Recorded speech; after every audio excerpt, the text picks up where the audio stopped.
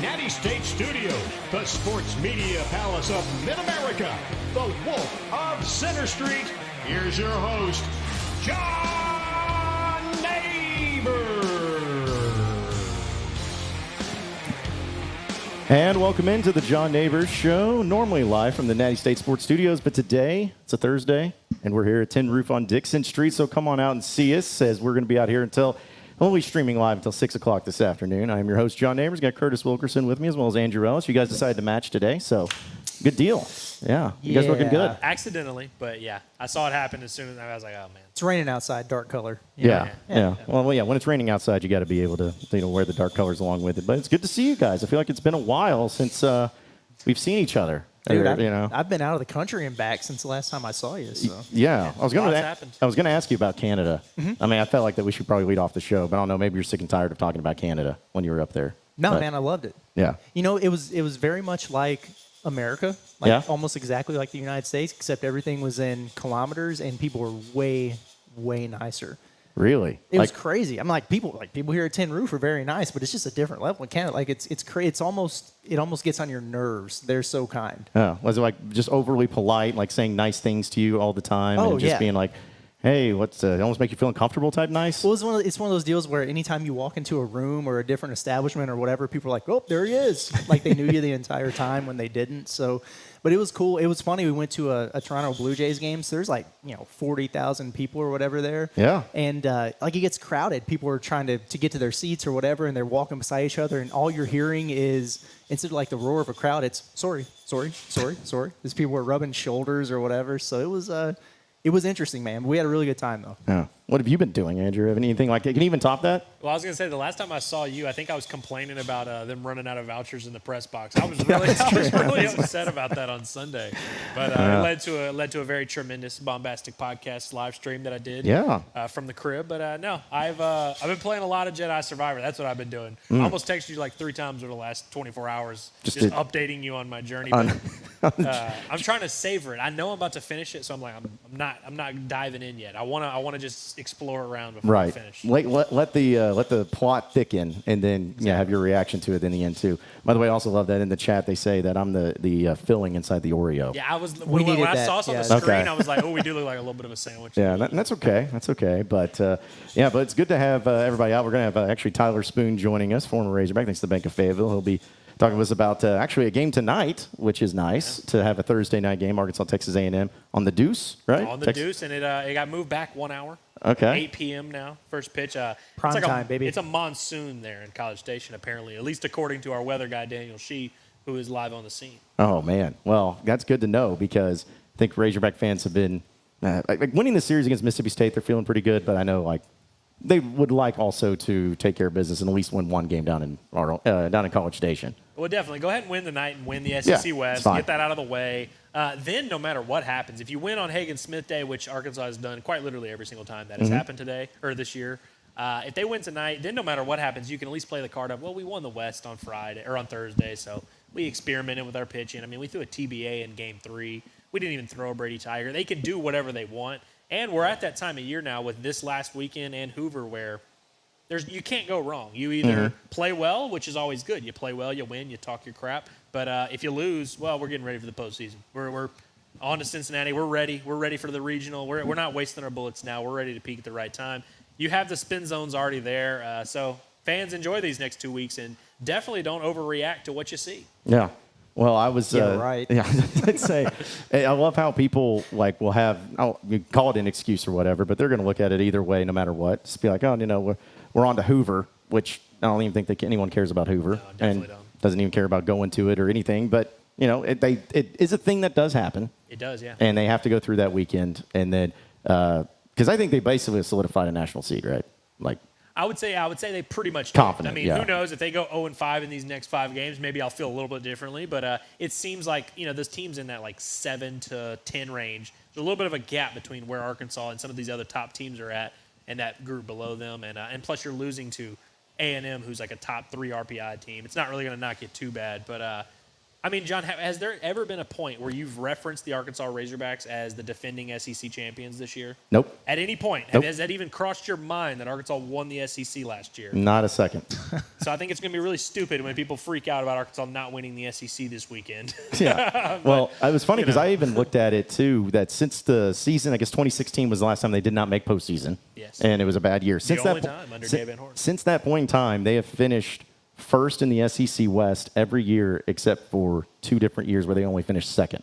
Yeah. So, I mean, you talk about the SEC West and being one of the best divisions, it's pretty good. It's pretty good overall. So, but hopefully they can get it done tonight. Hopefully there's not a lot of bubbles being blown tonight by Texas A&M. Is that only when they score runs? I think that's when they score runs, and then they do the ball 5 chant. Which yeah, that's right. Everyone has adopted at this point, which kind of sucks. But, I know. And it's like, it's not... There's only like, well, you could get into a whole thing about why people do that wrong, but it's either way. But still, we're going to be having fun out here at Tin Roof. In fact, I know that, of course, Bombastic Podcast, Curtis and Scotty had a pod at the Palace today, too, staying up to date. I'm sure nobody's ripping you guys and yelling at you for being mad that there's not another player that hasn't committed just yet. So folks are getting a little anxious, John. I know.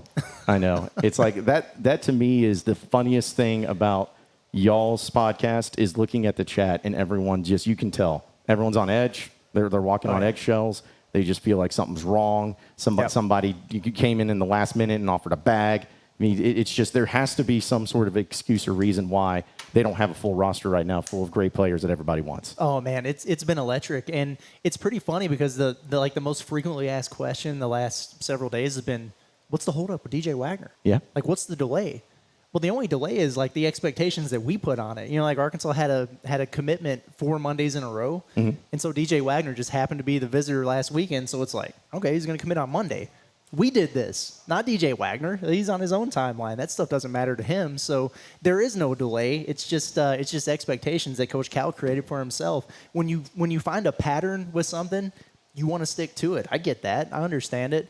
But I don't have any reason for concern with DJ Wagner. And it's been interesting, like when Cal had his intro presser, it was this might take a little bit longer than people want to because we're going to wait out some of these guys who are going through the draft process.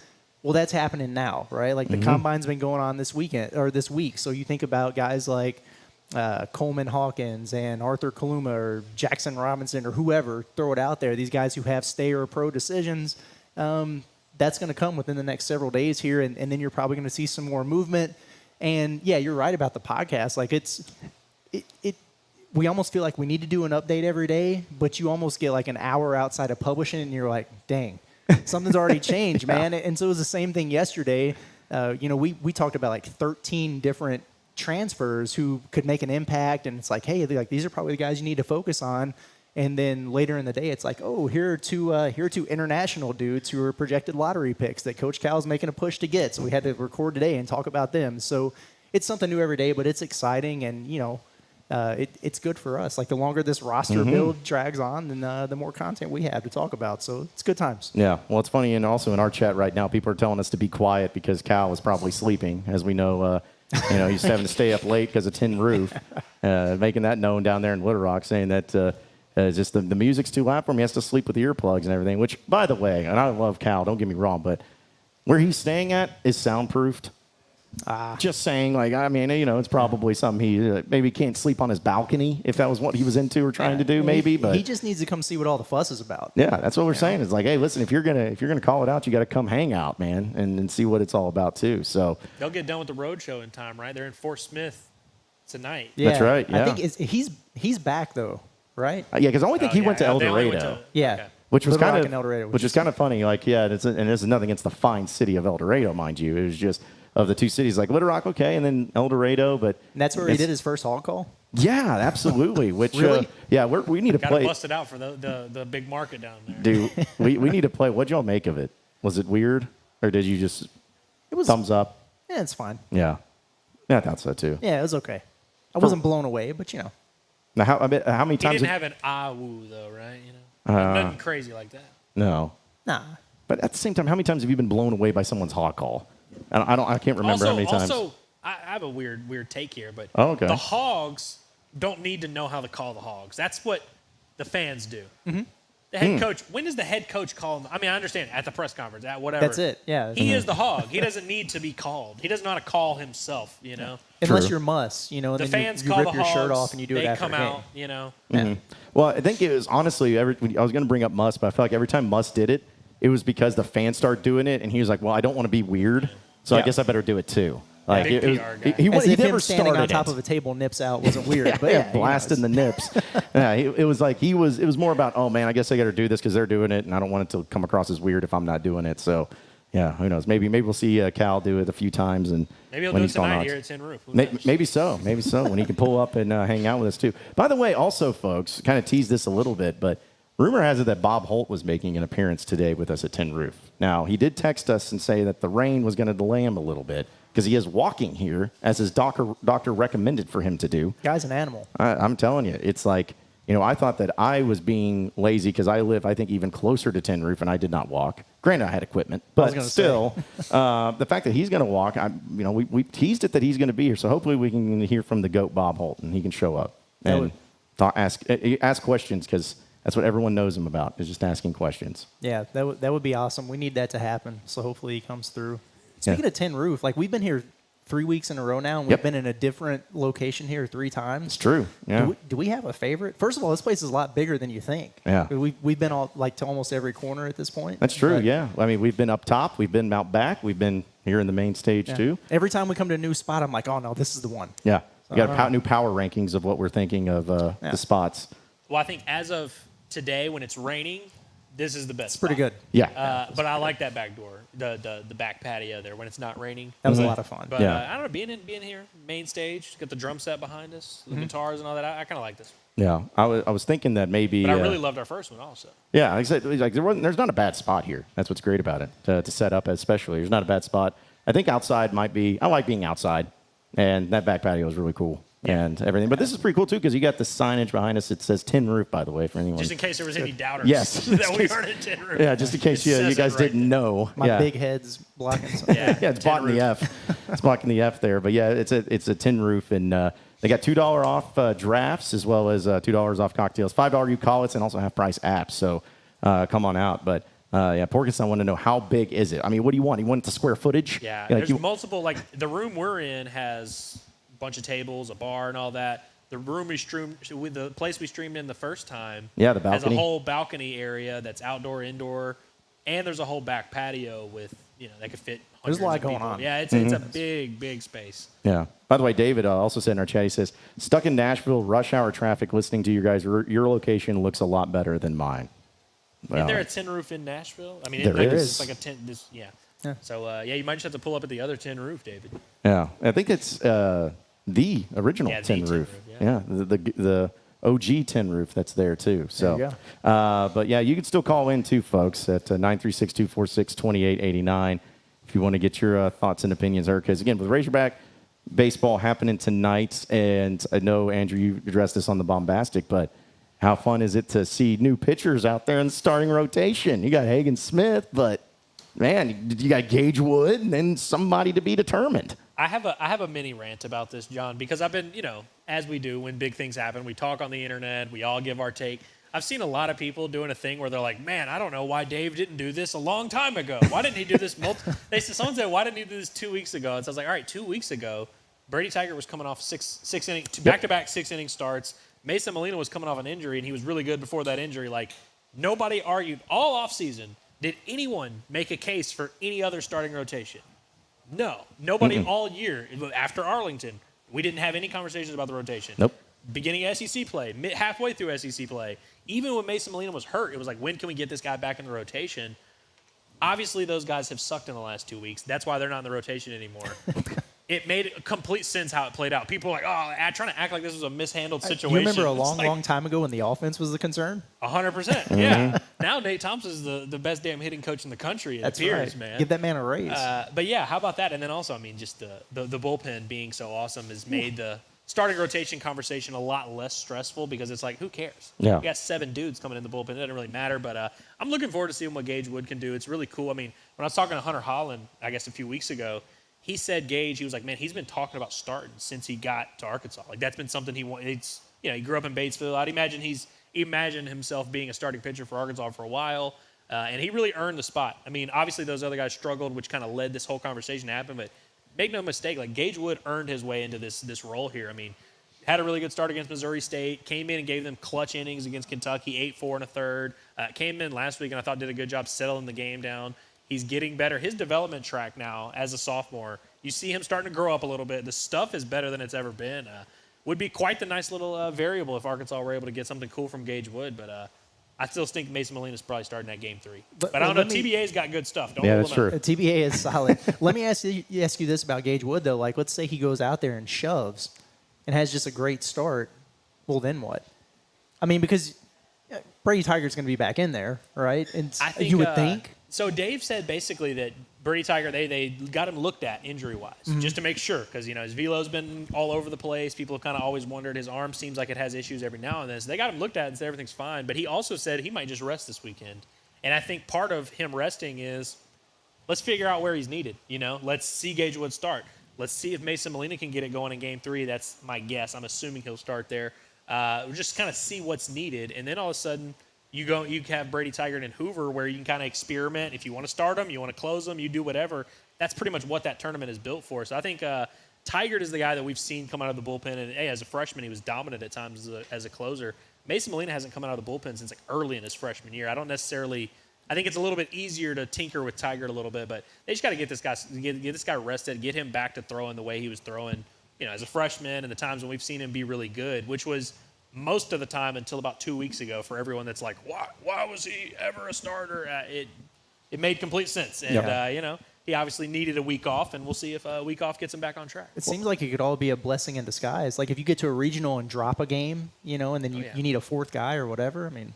For sure. Who's in a better situation than Arkansas? Also, our boy Willie McIntyre is kind of waiting in the wings. Whatever the answer is, Will McIntyre is usually or whatever the question is, Will McIntyre is usually the answer. It's like, we need a guy for the 3rd inning. I think we could probably go to Will. 7th inning. I think we could probably go to Will. Start random game in Omaha. Will. I think he can do that. So I think no matter what happens, you have a lot of guys who have been effective in different roles, and I feel like they'll figure it out. I feel like also at some point in time, it won't happen, but it would be pretty funny if he started a game that went into 18 innings. And then he came back in the 18th inning. He went through innings 1 through 4, and then came back in the 18th because he's just the utility guy that everybody counts on every single time. Doesn't mean it's going to happen, but still. It's amazing, though. I said this yesterday.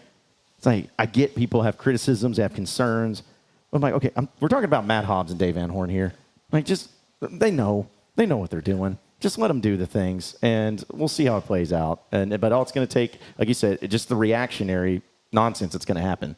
If Hagen Smith tonight, if he only gets 9 strikeouts, if he doesn't break the strikeout record tonight, which by the way we are on strict Hagen Smith strikeout watch. If he has 11 tonight, he will be the new career school record holder, passing Nick Schmidt, which I think is 355 is the number. But so 10, I mean that sounds like a lofty goal, but that's about what he averages per for the start. course, man. I think literally over half his starts have had double-digit strikeouts. So we'll see. Do you think Dave leaves him in? At the very, if it's teetering a little bit in 6th inning right there, do you think if he needs one more, does he leave him in? I don't think so. Just because you have so much, it's like they got. If he breaks it in Hoover, is that he could have done the single game thing in Arlington. True, So and that was early in the year. Yeah. It's like right around this time for the postseason. I think.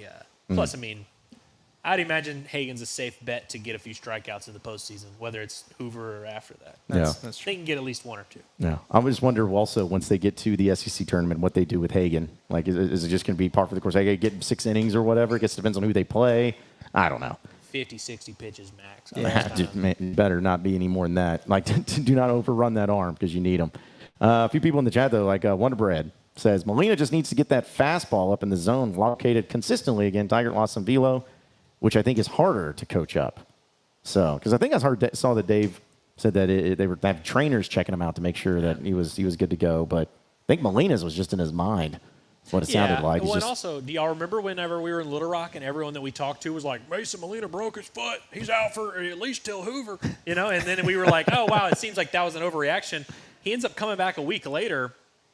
Was he 100% when he came back? Like, I'm sure the truth was probably somewhere in the middle of he rolled his ankle doing position work with Coach Hobbs and he broke his foot. Like, I think it was probably somewhere in the middle, but he only missed 1 week after that. So it's like, not out of the question at all that he was probably nursing a little bit of something.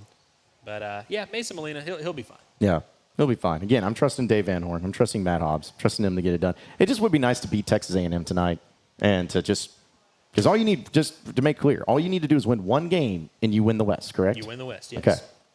Hopefully we can do that. No ties, no nothing. Yeah. And it'll be 20 wins in the SEC if they get one win. And another fun fact is that up until 2019, Dave Van Horn had never won 20 SEC games in a conference season, and he's going for his third 20-win conference season out of the past 5 years. So I feel like it might even be 21.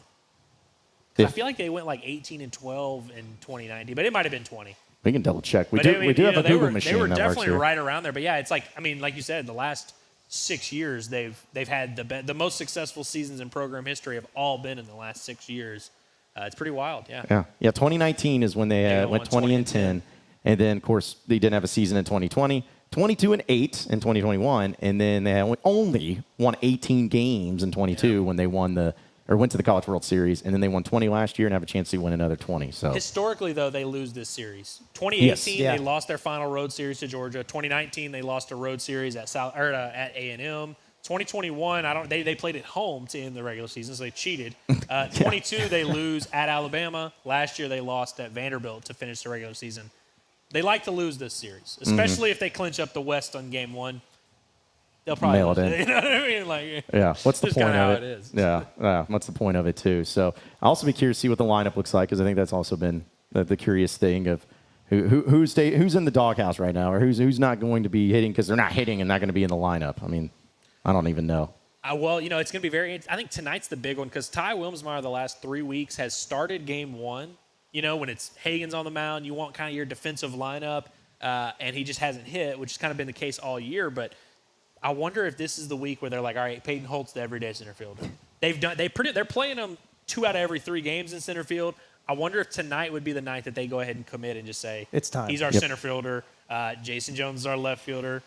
Kendall Diggs, we'll see what his situation. He said on the radio the other day that he's 100% healthy and that he just kind of, needs to figure it out with the swing. But now at this point, and also he swung it well against Kentucky. It's not like, he's been just all bad for a few months now or anything. But he basically says, hey, I'm good. My best ball's in front of me. Like, let's do this thing. So I expect him to be in the lineup in right field. By the way, I promised Kim Jones that we can get her a hat, Jason's mom. Okay. She asked on the stream. And like the one that Curtis is wearing? Yeah, it was not the one that Curtis is wearing. The other one that we The have. other one, yes. Yeah. I was wearing it on Wednesday's show, and she was like, where can I get that? I was like, well, let me tell you where you can get it. I did tell her where we can get it, but then I was like, Yeah, just after that home run Jason kids. hit the other day, I was like, I feel like the Jones family has earned a Natty State hat. Yeah, yeah. I mean, that's kind of what we can do. We decide who actually has earned, a give out, a handout for Natty State merch. And sometimes it's really inconsistent all over the place. The first thing you got to do is appear on the Bombastic podcast, which is like so that helps. If you have Hagen Smith's grandma, I know she's a big fan of our show. Just saying. Yeah. Just saying. McIntyre and Jones came on the pod. So. And we gave Will McIntyre's dad Madison a shirt. Right. That's what I was thinking. I was like, I'm sure he's worn every day. I bet every single day. Sure he probably sleeps in it. Well, Will owns a shirt too. Right? That's true. Yeah. And again, I haven't seen him warming up in it yet. Out there on his undershirt underneath the road grays. Yeah, maybe if he starts doing that, they can have some good luck coming their way. Could you imagine if he had like a button undone on the jersey and the little Natty States poking? That'd be so sick. Yeah, I'm sure that Oliver or Dave Van Horn or any of those people would probably be like, absolutely not.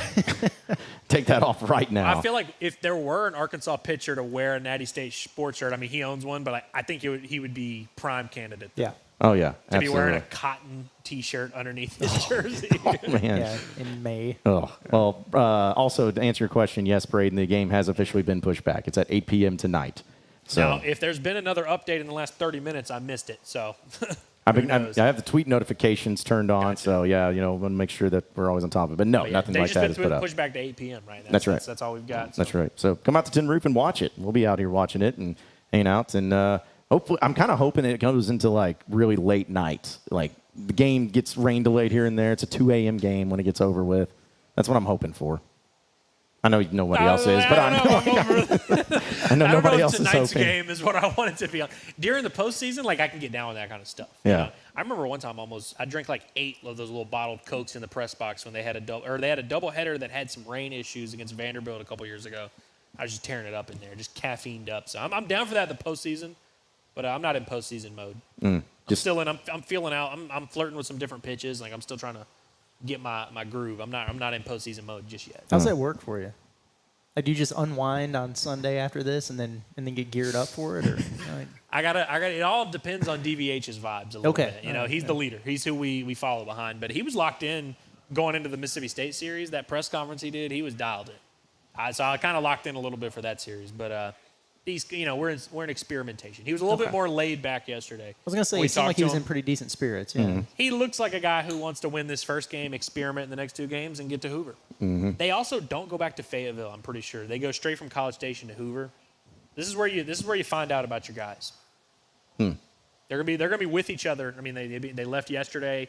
They'll be with each other for like 16 days. You know, like they're gonna go into the postseason. This is right around the time when you need a radio guy to call someone a weird name and really fire up the team a little bit. Yes, yeah, we need that. We need that. You know, whether it's a radio person or maybe we do it. Like maybe I do it. Maybe I just start throwing darts at guys and just be like, this guy sucks. You know. Maybe we can just like we can text Peyton Stovall and be like, hey man, we're gonna rip you on the show tonight, just to give you a heads up, and just like use it as bulletin board material. And then after the year, we can kind of make nice. But also, I feel like the guy that we would need to rip, probably didn't need to be Peyton Stovall since he's like leading the team in batting average. But you know.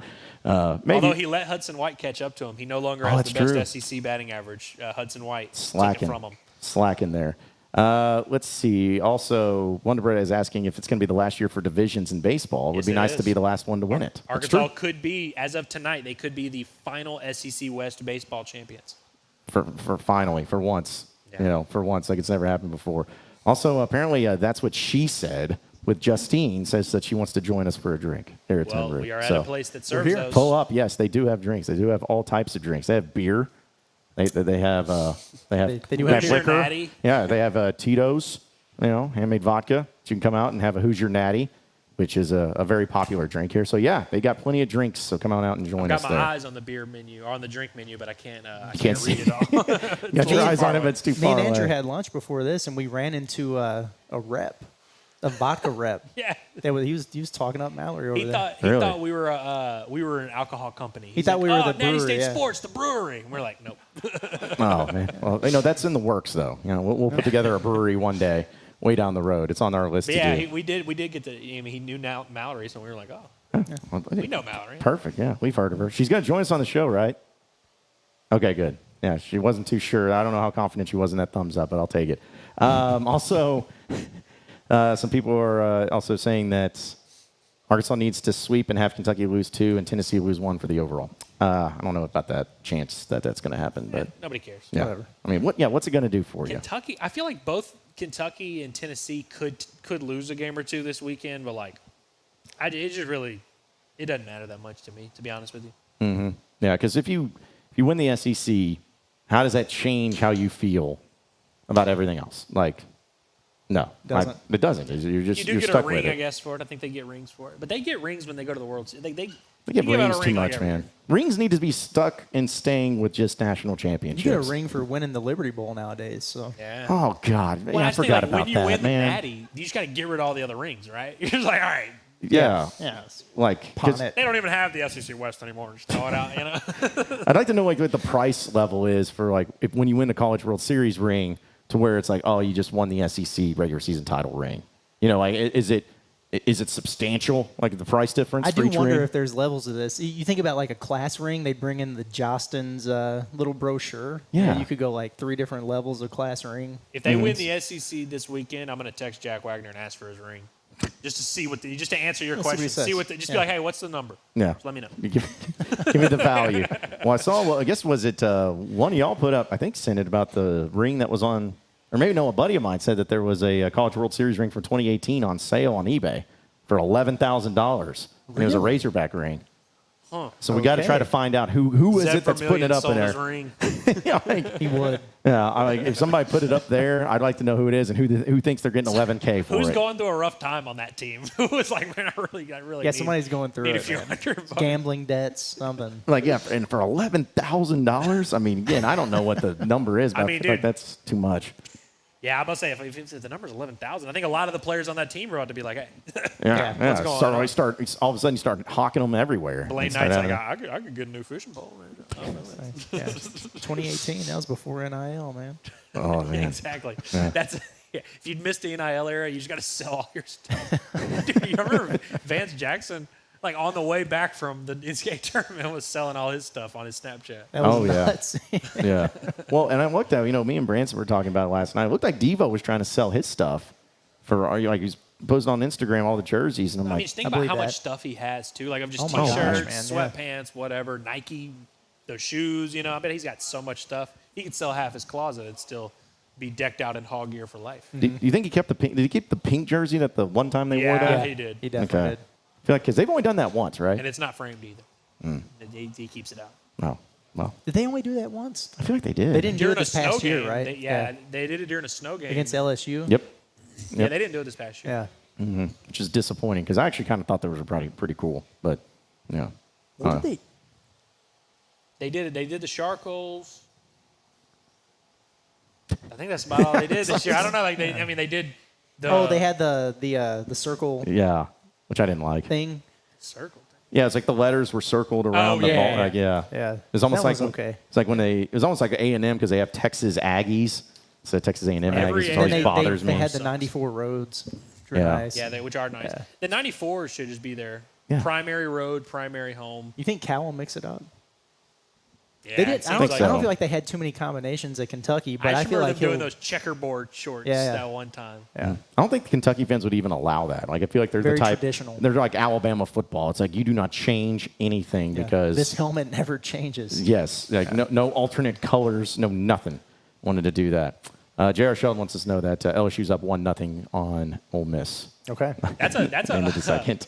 That's a tough series because whoever loses that series probably ain't making the NCAA tournament. So Did I see LSU's only got like crazy. 10 wins? yeah, And they're that's- 10-17 going into this weekend. I think Ole Miss is 11-16. So Yep. whoever loses that series is going to be going to have to be in the foxhole there in Hoover. Man, Paul Skeens made that team. Yeah. Yeah, lost West Johnson just came crumbling down. Because then you look over at Georgia. Georgia, top 10 in the country. 16-11, 38-12, and overall. That boy Wes Johnson's a bad man. They've won 8 straight games, too. And they've craziness. scored like 150 runs in those games, too. They just So the score pitching like, coach has offense that is Yeah, exactly. just killing it. Yeah. And it's one of those teams I didn't want to face. It would have been kind of cool to face off against them this year because of the I thought about it, but I had that take a few weeks ago, but they've gotten a little too good at this point. So I'm you're like, glad- maybe I don't want to. Like, we see them in Omaha, maybe, but yeah. Because I guess the only East teams that Arkansas faced this year was Missouri, Florida, Kentucky, Missouri, and South Carolina, Florida, and Vanderbilt. The So, bottom yeah. feeders there at Missouri and Florida. Yes. Yeah, which is another crazy thing, seeing Florida down that low, too. Are they going to get in? I mean, it's going to come down to these next 2 weeks, really. Like for a lot of those teams. Will they be the team this year that is the last one in and wins the whole thing? Probably. No, they're a very serious candidate for that. I don't think frustrating. LSU or Ole Miss as good as Florida as like a real chance Yeah. to make a run. Definitely not Ole Miss. Those guys suck. Yeah. Arkansas telling went you. 6-0 against those two teams. I mean, they are bad. Ole Miss won a title, and they're like, we're done. We're never going Yeah, to I be think relevant again. Like, it's fine. We achieved it. If they had content. been on the Mailed it opposite in. end on Selection Sunday that year, I think Bianco was going to get fired. And so now they're just now they're in a situation where they're like, all right. I mean, Yeah. we Yep. gave him a couple extra, but Yep. Made I it. think he's got like 15 months left as the Ole Miss head coach. Yeah, no, He's got that Gene Chizik vibe to him. wonder who they'll try to go. I wonder who they'll try to go after, because they probably think that they can, go really big on a coach and bring someone in, like a Wes Johnson, like they'll probably try to go after him from Georgia, something like that. Yeah, I mean, you got to make Tony V say. Everybody has to be making. Because everyone makes Tony V say no. Any program that has like a lot of douchebags, you got to make Tony V like him. Yes. When LSU job was like, open, I was like, shoot, that kind of like Tony V is an LSU coach. That'd have been scary. Yes. Yeah. But yeah, I think he'll probably say no to Ole Miss though. I think he'll have no problem. Well, thankfully he said no to, or Missouri said no to him, because that would have been the ultimate like horrible thing ever of having Vitello at Missouri, and just the douchebagginess running rampant over there in Columbia. So crazy how many people have been connected to the Missouri program, including Matt Hobbs, Max Scherzer, Tony V, and all these people. Nobody wants that job. No. None of them. What are does like, that tell you? I mean, even Bob Holt doesn't want to go back to Columbia, and he graduated from there. it's true. Although he makes it seem like also He does like it. Yeah. I was cracking up. Bob's not going to mind this, but he was texting us about the NBA game. Yeah. And he was just giving us updates as if Isaiah Joe just hit a corner 3. That's all he said. Isaiah just hit a corner 3. I was like, which he does yeah, a lot. He did. He did does that indeed. a lot. It's like it's looking good. It's like, that's right. Thanks, Bob. Thanks, Bob, for that. So The man. it is kind of cool though seeing, like Gafford and Jalen Williams going at it against each other, and It's been a lot of fun. Big win last night for Gafford. yeah, Yeah. and then so of course the Isaiah Joe angle. I'll be honest. Someone asked me about this the other day, and I couldn't remember. Is Moses Moody's like even a? I know that the Warriors are eliminated, but I'm saying like, is he even doing anything for them? He played about the same as he has the last couple of years. Yeah. He needs a change of scenery, man. 100%. That's a mess over there. So Yeah. And they have like 12 wings. They just have too many wings. Like they have him and 6 other guys that are just kind of all in the same level of all right. And they're really committed to the Klay Thompson bit, and they shouldn't be. Yeah, maybe he's that's over really now, bad. but man, yeah. Yeah, they went from being one of the most fun teams and like just when they won 73 games or whatever, it's like, we'll just add Kevin Durant, sure, and then now it's sold your soul to the devil, and they did get a ring a couple years ago, but So how many did they win? 3? And then one after him. They won 1 before him, 2 with KD, and then 1 after. So they won. So like Steph has 4 rings, and they played and they lost to Cleveland once, so they're in that one too. And they lost to the Raptors once. Yeah. Kawhi. Shout out to Kawhi. Where KD got hurt in that series, I think. That was where Drake did that meme where he was like, he was like fake being sad about KD. Can confirm that Kawhi is still a legend in Toronto. I bet he is. He was only there for like 18 months, man. He was there for just a year. I mean, They trade love it, deadline and then, Also, before day break, as I know, we'll have Tyler Spoon. I keep wanting to call him Tyler Wilson, and it's just, I mean, Call him whatever you want. Yeah, I guess they are from the River Valley area, both of them. So Tylers that were really good at their respective sports. Yeah. Let's see. Blake says, someone tell DJ to commit so I can get my mind back fully on Hogs baseball, ready to win this Natty run and watch this Natty run in Omaha. I'll let him know. Okay. Also, shoot him a text. Love that people cannot move on, cannot exist in their lives until DJ makes a decision. Yeah. Get that man over here. They I have need to have dinner, it. man. It's been a week. They have to have it. And also, Porkenstein says, which Walton was it that didn't do any of their own work at Mizzou? Was that a thing? I don't know. I mean, We need more context. Let's say, I was like, you can't just drop that Porkenstein and not have any context to it, because I did not see any storylines to that, too. So, which, by the way, I titled it this because I was just wondering, we'll take a break after this, but it's curious. Who's going to be the leader on this Razorback basketball team if it was to start today, like as far as like point leader and be the guy, if you had to bet on it? Just of the 7 guys on the roster. Nelly Davis. I was going to say John L. for sure. Yeah. I mean, that's kind of who I thought, John too. L. Smith Davis. Dude, I'm just going to call him Nelly Davis because every time I hear John L., honestly, this is a true story. The thing I think of when I hear John L. was when I went to the coach's show, very first one when John L. Smith was the coach over at the Hole of Catfish over here. And there was this guy that was trying to hype up the crowd, and it was tough to hype up the crowd for this guy. But he's like, let's start chanting, John L., John L. And it just kept going and going and going. And so now I'm just going to call him Nelly Davis because I'm just going to keep thinking of John L. Smith. People don't talk about this enough. John L. Davis looks like Teddy Bridgewater. Oh, my God. He looks exactly like him. He does, Are you kidding me? Man. He looks you just exactly ruined it. like him. I'm going to have to bring it up now. I'm not going to unsee that. I know. The hairline helps a little bit. But no, he looks, Oh, my looks a lot like him. I love how that's the picture that first just pops up there. Man. Yeah. I didn't even make that connection. But and like Teddy Bridgewater, you're like, is this guy 19 or 46? Yeah. Somewhere in between those two is where he's at. Yeah. Dude. Yep. There it is. Yep. Now I see it. That's pretty good. Now I see it. But no, I think he's going to average like 18 a game. Yeah, I think he's going to put up. And he's not big and numbers. efficiently too, because he's not going to have to take that. He's not going to be like the only scorer on the team. Like Adu's going to average his like 12. I've got a 13. sleeper for you. Who's that? Carter Knox. Carter Knox. Really? I thought that Carter Knox was more of lower on the list of guys that would be on the scoring side He's a of things. bucket, man. Okay. He's a bucket. Yeah. He led overtime elite in scoring, and then they do this.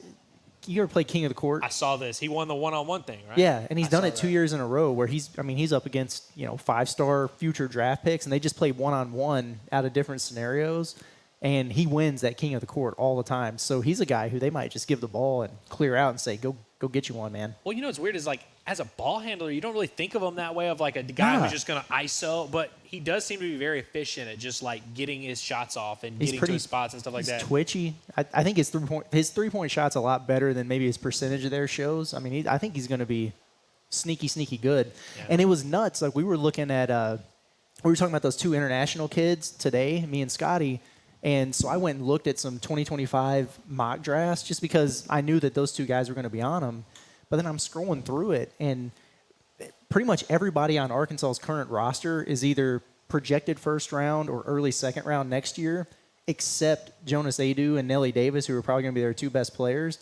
They like Carter Knox. Like some projections have him in the lottery. Some have him like the 20 to 25 range, higher than Boogie Fland, higher than some of these other guys. And I'm just like, man, I might need to go watch some more of this dude. Yeah, apparently so. Yeah. I'm just going to be happy to see a player that like can make threes, and maybe multiple players that make threes. Would be nice. Yeah, and have some consistency in the scoring rally. If like, hey, this guy we know, he's going to go get his 15 a game, and you can count on it every time. Feels like it's been so long since you've been able to have one of those players. A couple of those guys are like off the, Nelly's going to make plenty of off the dribble threes. Carter Knox seems like he has that kind of skill set too. Boogie for sure. Boogie. And he's another one where it's like you could kind of talk me into him averaging anywhere from like 5 to 16 points a game. Or it's like if you caught me on the right day, I could be like, well, whatever. But shout out to Carter Knox for. I'll always remember him as the rock and roll sushi guy. He committed while we were doing a show right, at man. Rock and Roll Sushi. Oh yeah, that is right. He was the initial chicken man, right? He was. Yeah. It was as soon as my show ended, because then luckily the setup was there already. we were ready to roll, man. Yeah, no, that was perfect. I have one hot take to get off before we go to the break or whatever we got to do here. Big Z is going to average more points than Jonas Adu this year. Wow. Whoa. There you go. Like how much? How much? Talking about significant or just more? No, just like, more. Either have it'd be like 12 and 10 type of thing. Okay. 12 for him and 10 for Adu. Yeah. What did Adu average last year? 12 point something? 12 and 7, I think. Yeah. I could see him, I could see him not averaging a ton. Right. Like I think 9, Big 10 Z is a going to game. be big time. Really? Yeah. Also, is the one of the international players named Igor? Yeah. We needed Igor. Igor. Yes, Igor they Demon. needed a guy named Igor. Yeah. I feel like if you have a basketball player Big named rushing Igor, guard. yep. And I hope that he has the most. I literally hope it's the Rocky villain from Rocky IV. Like that's what I'm hoping for. Curtis, there's a kid in the draft that I love. Okay. Nikola Topic or something like that. I think he's got a chance. I think he's Josh Giddey but can shoot. I'd agree with that. You know what I mean? And I think he's more athletic than Josh Giddey. The international dudes, that's the way to go. I like this. I like that they're getting integrated into the college game a little bit. Our man Tyler Glasscock's a big fan of him. He's like the ultimate San Antonio Spurs guy. He's been throwing some tweets out there. He's the type of guy that 10 years ago the Spurs would have been the only team that knew about him. Yes. And obviously he wouldn't be going to college or anything like that. Nowadays the international, everybody knows it's like, that's where you got to go. Even Mike Neighbors knows that. Yes, he's getting some international talent. Yeah. Wow. So I hope that Igor commits, just because I think that would be awesome to have. Incredible. I wonder if he speaks English, or if it's like does he have to have a translator? That would be really cool. I think. Hopefully he doesn't. I'd love to talk to that guy at a press conference. Hopefully he doesn't handle his finances. Like Shohei Ohtani. That'd be a bad deal. So. That'd be a problem. But either way, folks, we're live here at Tin Roof on Dixon Street. Come out and see us because, again, we're going to be out here streaming live until 6 o'clock tonight. But the party's going to continue on. You can come watch the Razorback baseball game starting at 8 p.m. because they moved it right here. So just wanted to give everybody a heads up on that. And don't forget that they got $2 off drafts as well as cocktails and $5 you call it. And a half-price apps. And you can come in here and get a Who's Your Natty. It's a very popular drink. Actually, it's probably the best drink that they make. I'm saying it right now. I think I'm going to vote for that. One of their best drink that they make was the Hoosier Natty. So come out and see us, and we'll keep it moving here on the John Neighbors Show as we're live from Tin Roof on Dickson Street. So stay with us because we got a lot more coming up next. We're not done yet either. So don't be satisfied because we're not done. Hey John, Bob Holt, Arkansas Denver Crickets. I had a two-parter if that's okay. You mentioned Arkansas. Eric. Why do you always talk about Arkansas? But go ahead. Well, why do you always talk about Kentucky? You missed it. You missed it. You missed it. Just tell me you missed it. I'm not going to go there with you, Dave. Why not? And that will be the last question I answer with that hat on.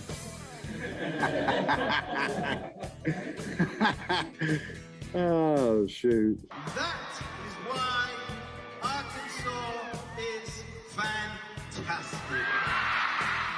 Yes, sir.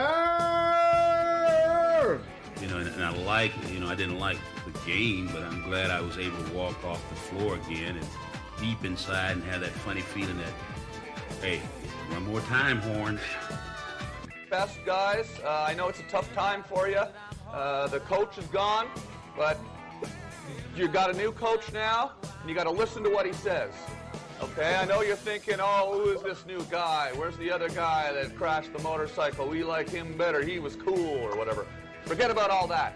Listen to the new coach and get out there and win some games.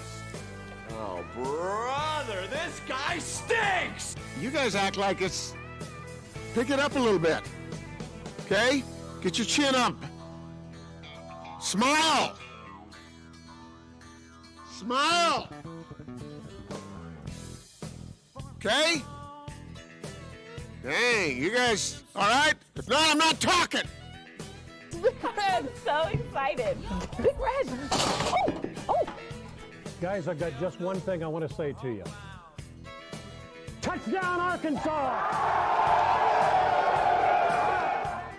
I was a teacher today. Told those boys, welcome to the SEC. Well, Fayetteville is 1,843 miles away, but the call of the Hogs can be heard all the way to San Francisco. Let's stick my dick in the mashed potato. Go Hogs. Powered by Arkansas, for Arkansas. Every time you put a mic in my face, I'm going to say Arkansas. The John Neighbors Show is live from the Natty State Sports Studios.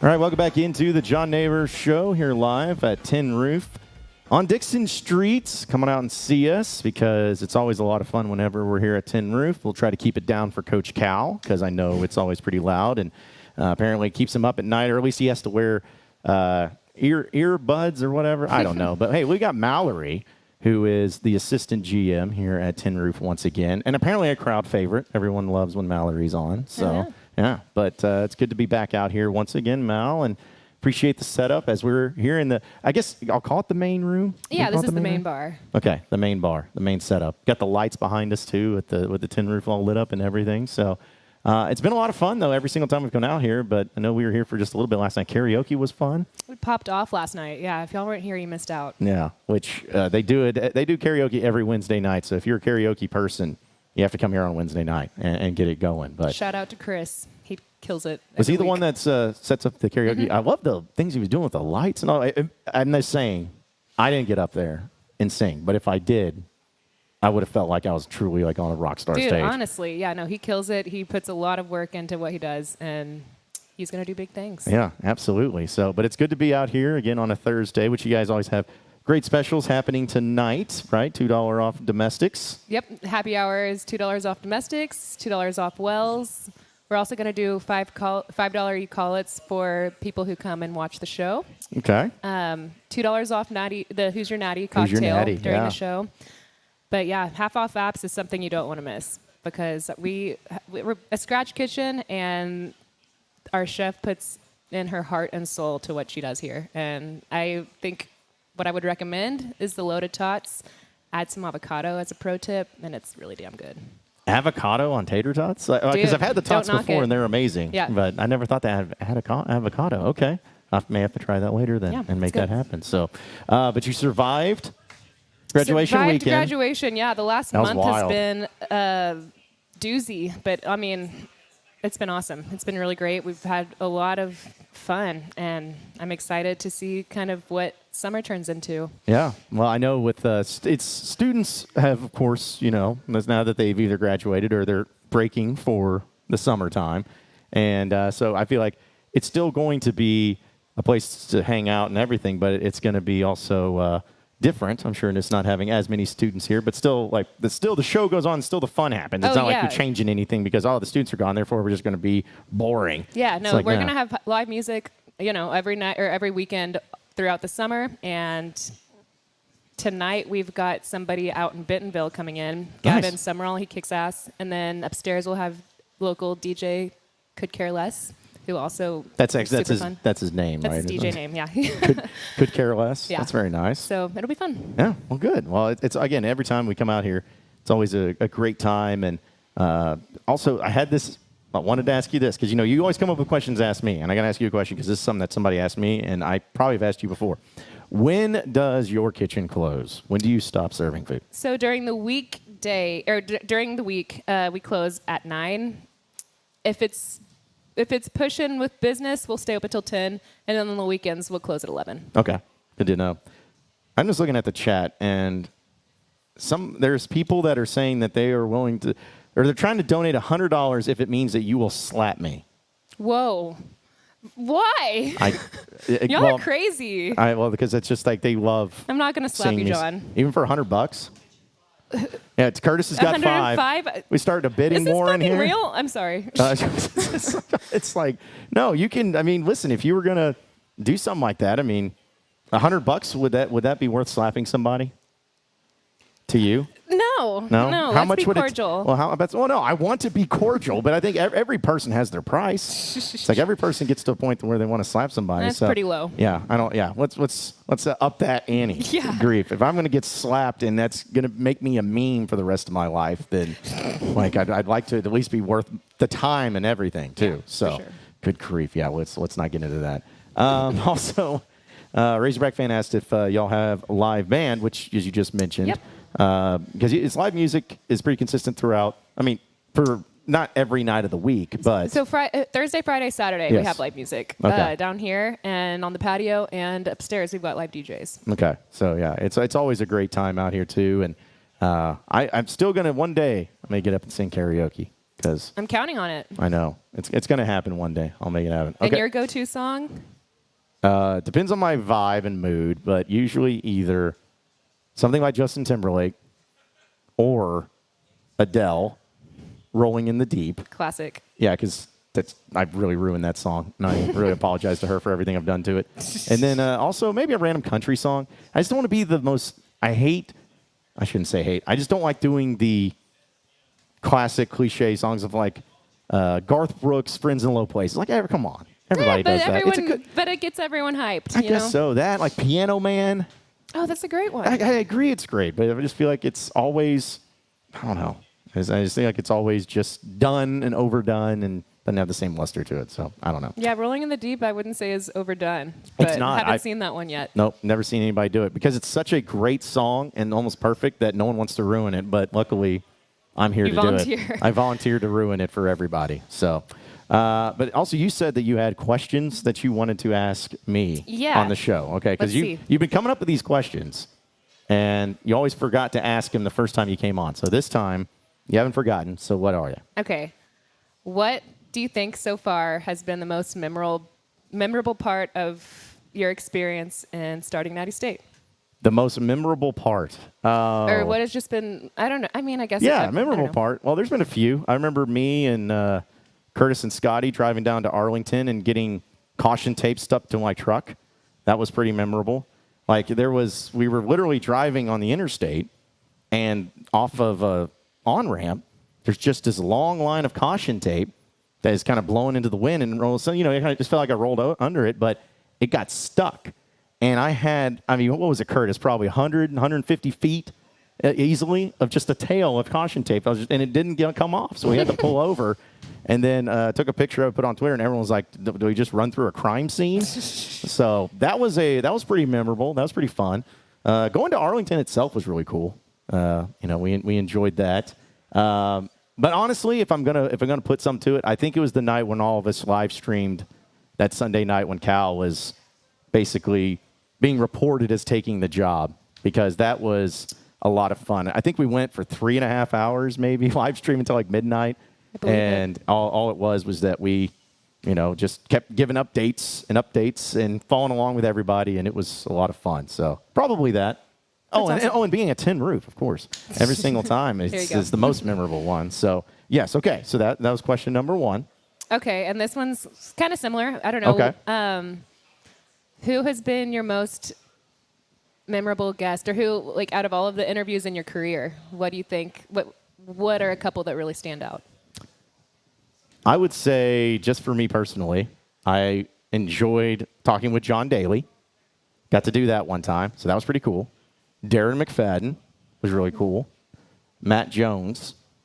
And I think that this one's now more memorable now, but Ryan Mallett.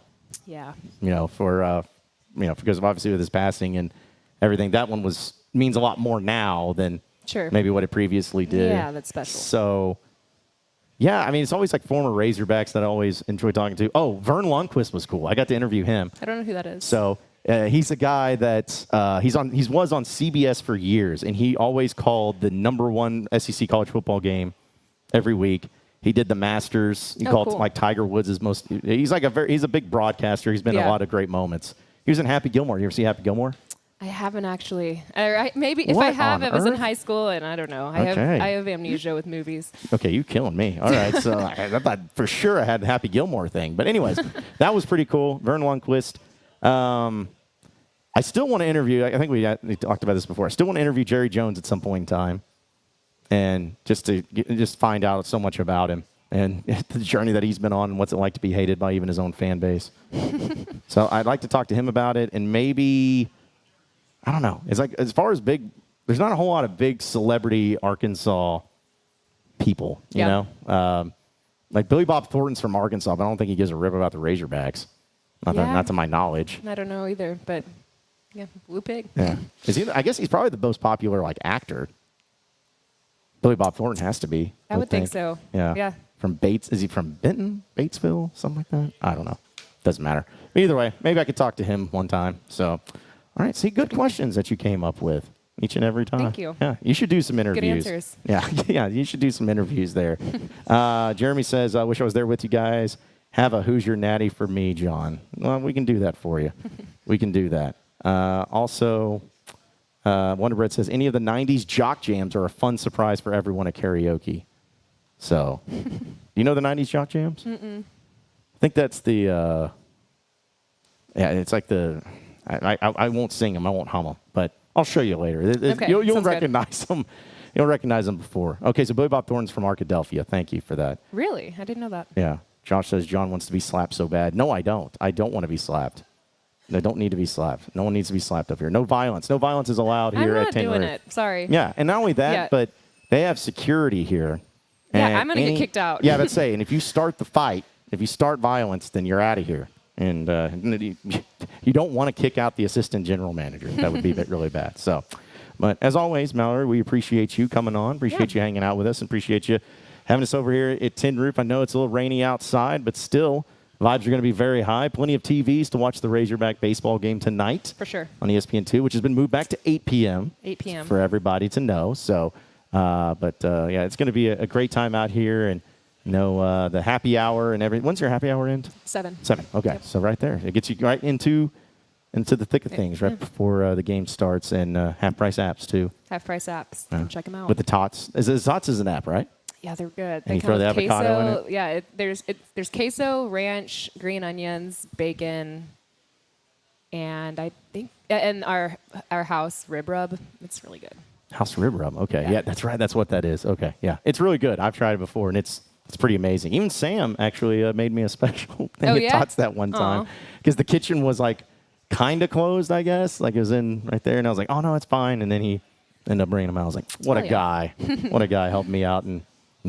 Helping my hunger out too. So, but yeah, come on out and see us again, folks. We'll be streaming until 6 o'clock tonight, and we're gonna keep the party. You need to stop reading the chat because you're gonna see stuff that you need to No, we're not naming drinks. Everyone stop with the slapping. Jeremy says, I'm coming into Tin Roof next time you're in Fayetteville. You should. You should. We're trying to get Cal out here since you guys are so loud. I know. I mean, but, you know, it's a matter of time. Mm-hmm. He's at least thinking about us. That's the thing. It's like, you know, he could have just said, oh, they got me on Dixon Street so loud. It's like, oh, or no, he said Tin Roof. And the reason it's loud is because it's where the party's at, and it's where it's always having a good time.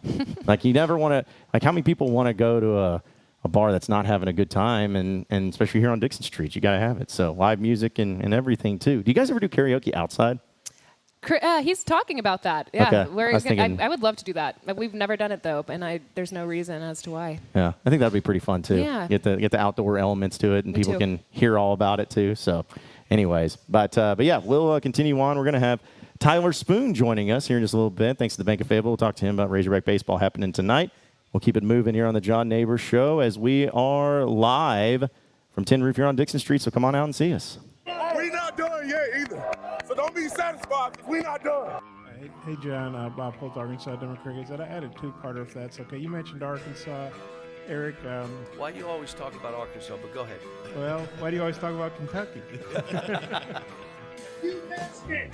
You missed it. You missed it. Just tell me you missed it. I'm not going to go there with you today. Why not? And that will be the last question I answer with that hat on.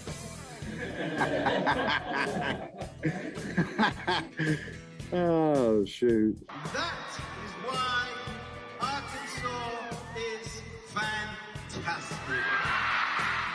Yes, sir.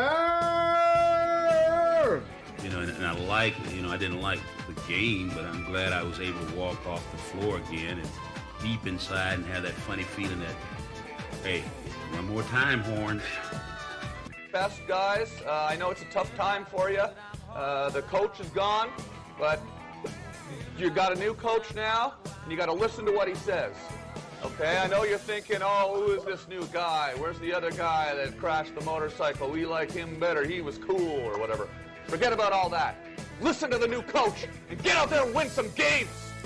Oh, brother, this guy stinks! You guys act like it's... Pick it up a little bit. Okay?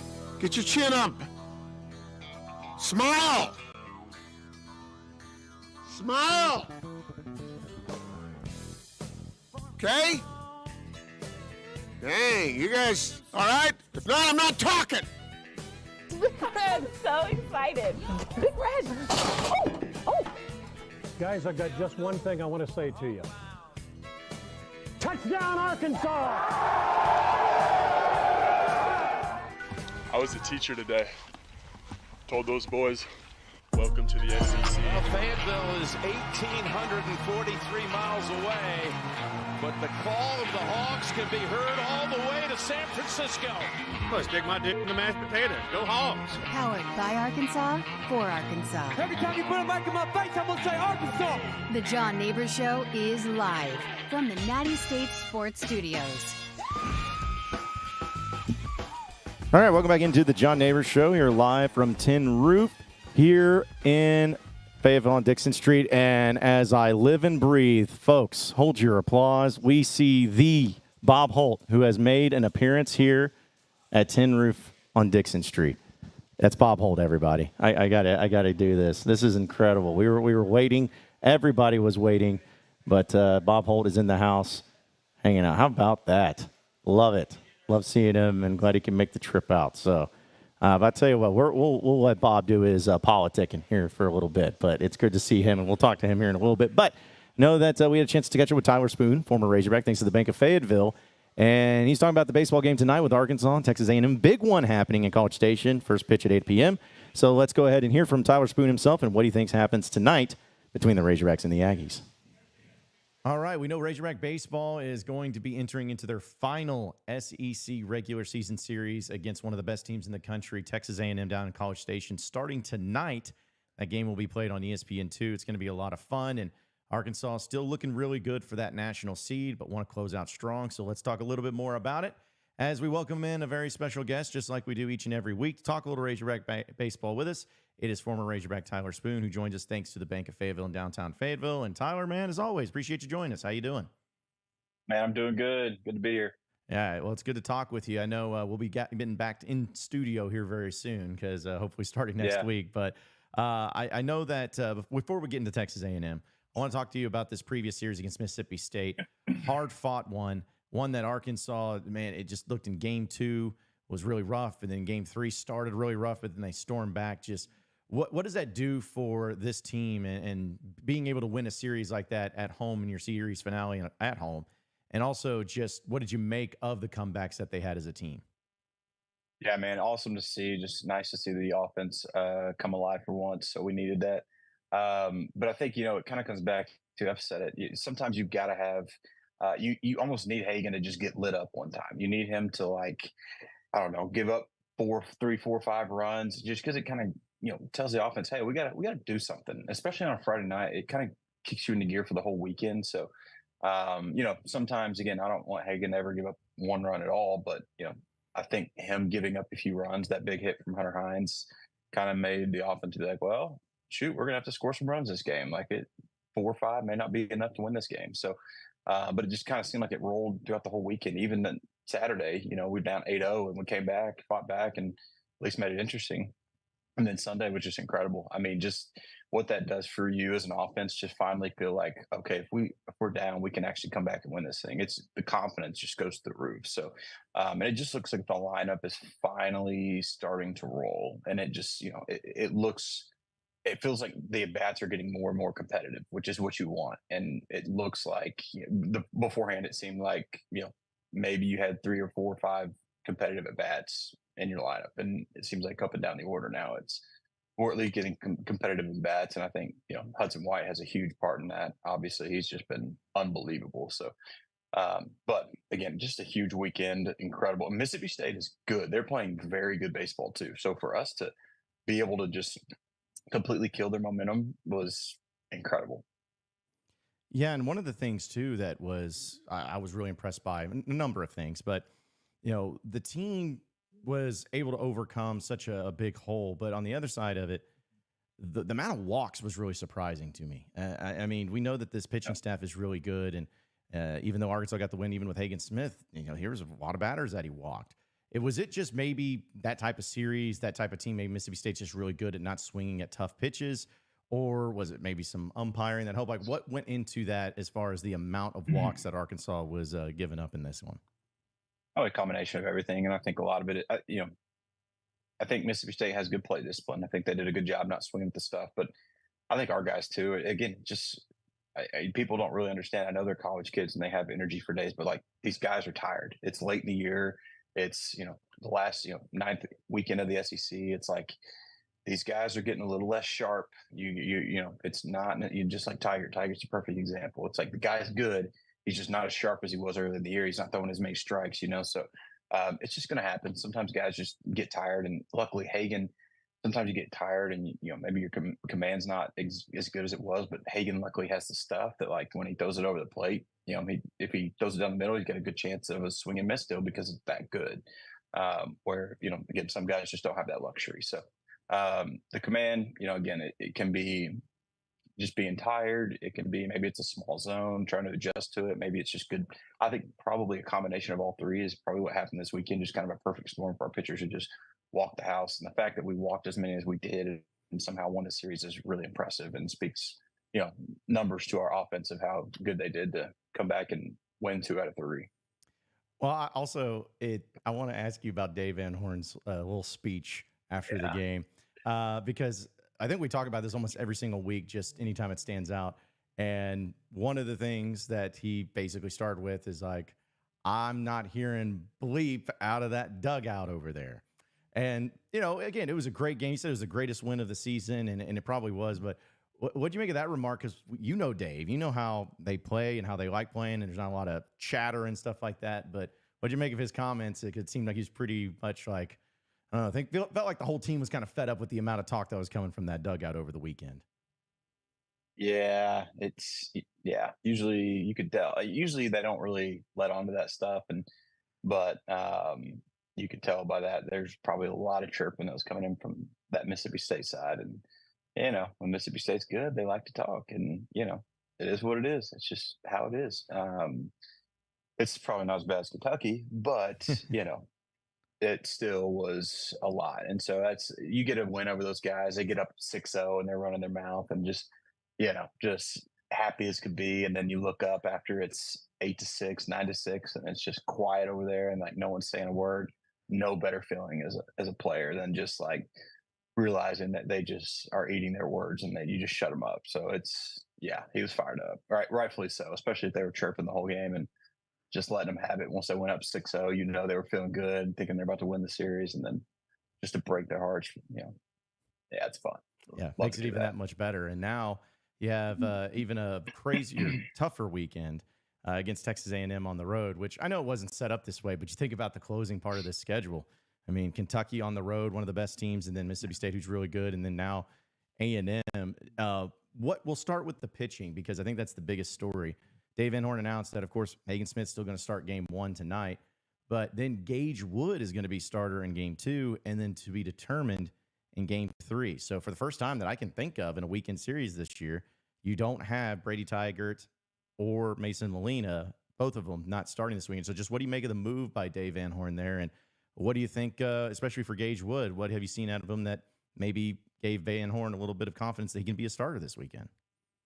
Yeah, I think it's, obviously Hagen's just rolling. I think it's I think Arkansas has locked up a national seed, so that's another thing.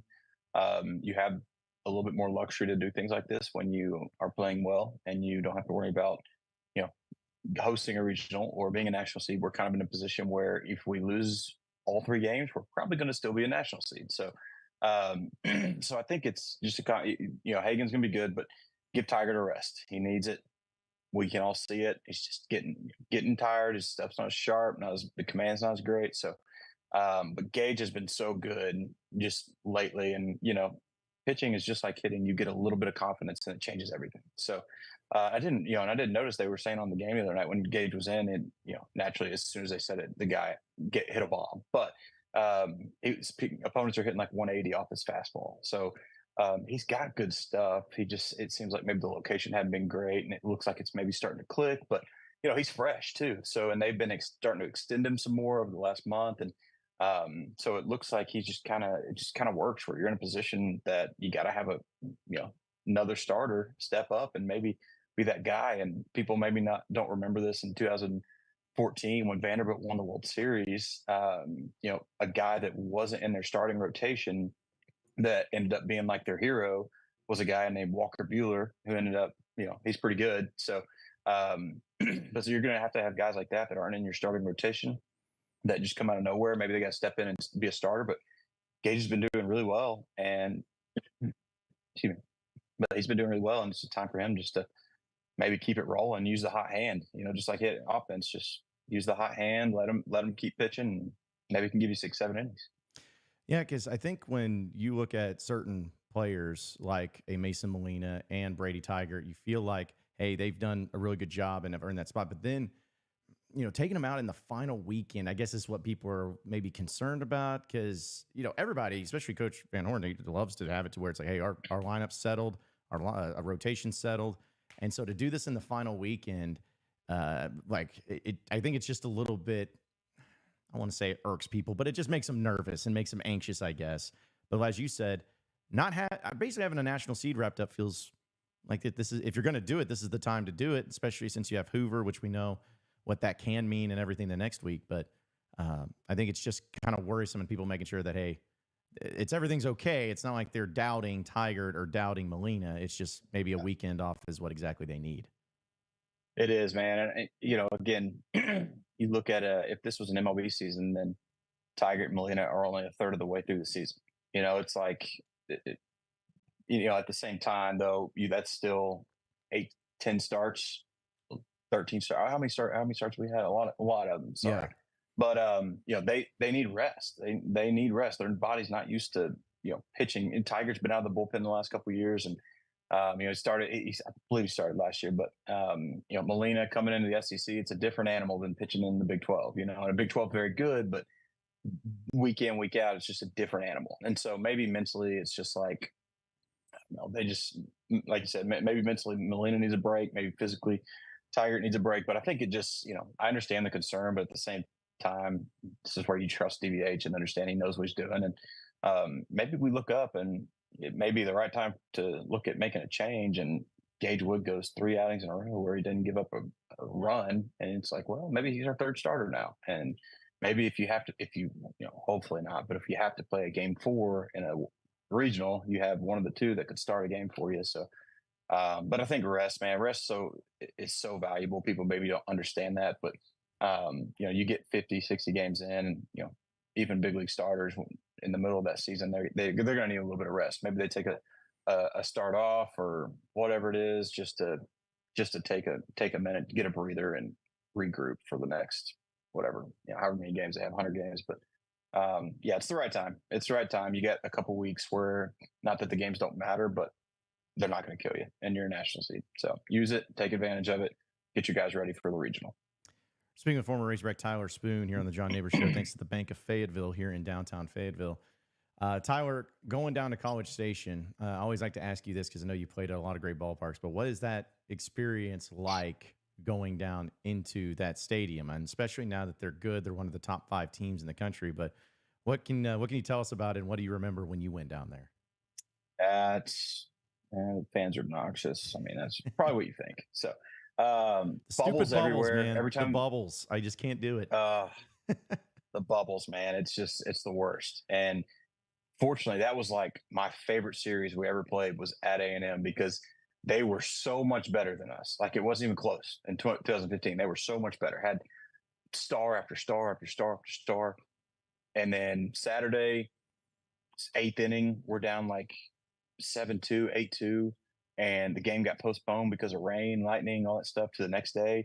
And we come out in the top of the 8th, and we score like 10 runs and win the game. And then they were just like dumbfounded. They were a top 10 team at the time. Like, again, unbelievable. Like, about as what you would think of the A&M team this year.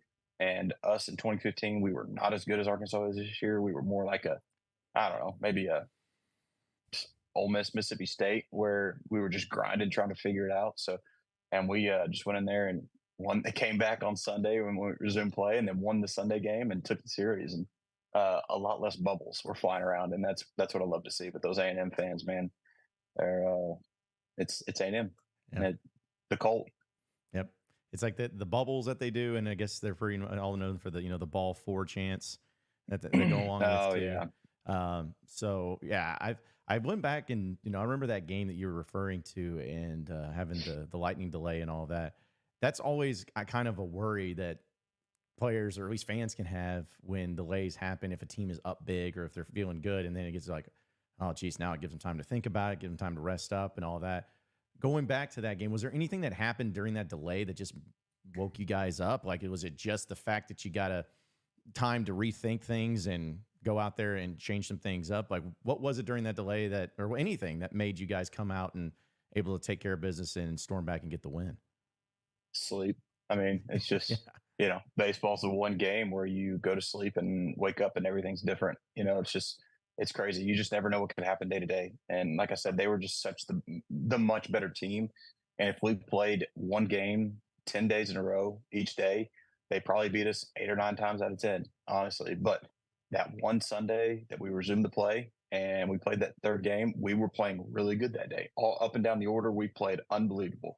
And so, and they didn't have their best stuff. And we ended up winning that second game and won the third. But sometimes you just need a mental, maybe a sleep, just, you regroup and you're just like, you wake up the next day and you're like, well, got nothing to lose. Let's go for it. It's not that yesterday. So I feel like a new man. I feel like I can hit today, and 0 for 4 in the first, part of the game. Then you resume the next day, you get some BP, you get whatever, and you're like, okay, I feel good. And you get your 5th at bat, you end up going 1 for 5 in that game, but it matters a lot. So, you just, baseball, man, just weird. You just wake up the next day and, things are completely different. Yep. Baseball is really just what, you have to chalk it up to just baseball, man. I want to talk to you about the lineup in here in just a second, but first with A&M, what do you make of Schlossnagle? I know we talked about his comments that he made earlier this season about the team that he remains nameless and some of the cheating stuff that's going on. But I remember when he was hired at A&M, that was a big time hire. From TCU, and great things he's done. But what do you just make of him as a coach, and what is kind of the identity of his style and his type of teams that make him so good? Yeah, he's just such a seasoned coach and just a veteran. You know, I don't know much about him. You know, I know he won a lot at TCU, and you know, now he's at A&M, and where he has more resources and all that fun stuff. So, you know, I was curious to see. I think Sarloos at TCU now was, you know, I think he had a huge part in their success when Schloss was there, and you know, Vitello came from TCU with Schlossnagle as well. That's where he came from, and you know, obviously when they were really really good, Vitello was a recruiting coordinator and all that good stuff. So, but we ended up getting him, and but yeah, I think he's different. He manages the game a little bit differently. A lot of mound visits, it seems like, and it's just a lot of strategy. You're going to get, you know, if you have 3 guys coming up to the plate that inning, you have a right-handed hitter and you have a left-handed hitter, then another right-handed hitter after that. You may go put a new pitcher in for the first guy. You go get another guy, you know, lefty for the next guy, and then he'll go back and get another righty for the next guy. So a lot of tedious stuff, and just, you know, he seems like he micromanages the game, but it works for him. So, you know, his track record speaks for itself. You know, he wins, and at the end of the day, now he's got the resources at A&M that he has, and you look at the team he has. I mean, one of the most potent offenses in all of college baseball, if not the most potent. You know, it's truly. You look at Grahovic, Brady Montgomery, Jay Lavalette. I mean, it's a 3-headed absolute monster. You know, it's just, yeah, terrifying. You know, it's so they're doing a really good job, and at A&M's tough, man. They hit well there, they play well there, they feed off the energy. So yeah, it'll be an interesting weekend. But Sauce has done a good job. He just wins wherever he is, and yeah, now he's got more resources. So who knows what he'll do. Speaking with former Razorback Tyler Spoon here on the John Neighbors Show, thanks to the Bank of Fayetteville in downtown Fayetteville.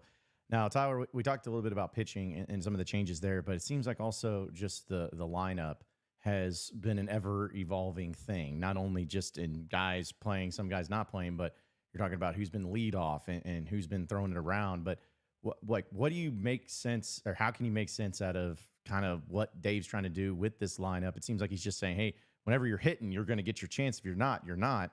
But how do you feel like maybe the lineup plays out in this weekend, and who would you like to see really get going to try to build that back and to try to get the offense where it needs to be at this time of year?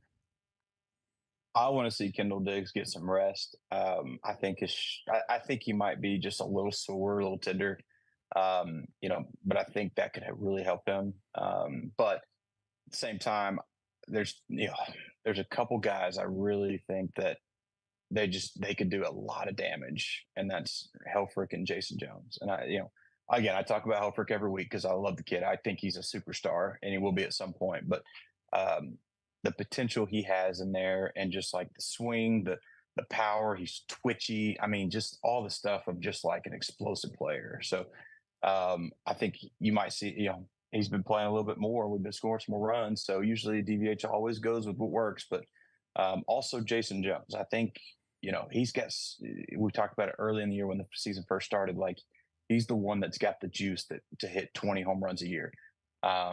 So I think if he plays a little bit more, I think you're just going to see it's just a little bit more of a threat at the bottom of the lineup, you know, instead of just hope for the best. I think he's the one guy in the bottom of that order that has a lot of potential to do a lot of damage, which would be, it's so valuable, completely valuable. You look at Mississippi State this last weekend, their offense was really good because their 7, 8, 9 hitters were unbelievable the entire weekend. So, you know, someone in the bottom of that order, and, you know,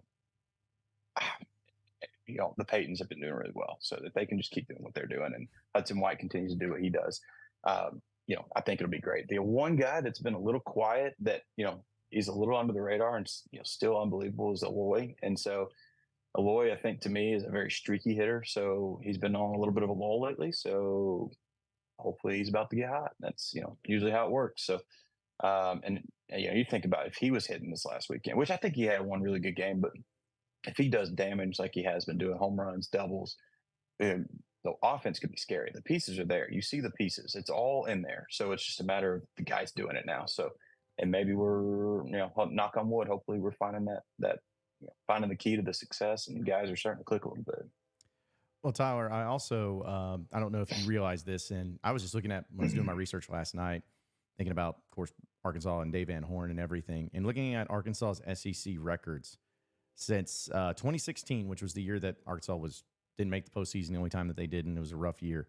But since that point in time, Arkansas has finished first in the SEC West every single year except for 2022 when they finished a mere second.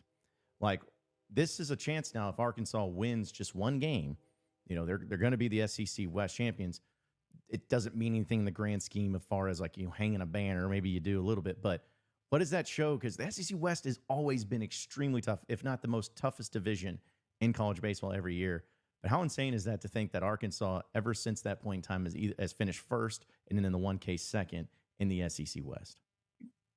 It's wild to think. It really is, because I grew up, I'm from Arkansas. Grew up watching Logan Forsythe, Clay Goodwin, all those guys, and knowing LSU's the monster. But you have Ole Miss, you have Alabama, you have Auburn, Mississippi State, all those guys that just they're all good, and it's just like every year where they're all at some point ranked in the season. They're all really good. They're all going to be a top 25 team at some point. So, but just especially LSU to be able to conquer the monster that LSU is consistently since 2016 is incredible. Just speaks so highly to how good DBH has been, and so truly impressive. It's one of those things that I think people will probably overlook, and Arkansas fans maybe don't appreciate enough. But that is unbelievably impressive how they've just done that so many times since for the last 8 years. So yeah, and even throwing in I know this makes sense because of where you finish in the division, but the lowest win total in the SEC Arkansas's had since 2016 has been 18 games. That's their lowest win total in the SEC, and if, again, assuming they're at 19-8, so hopefully I didn't jinx them, knock on wood.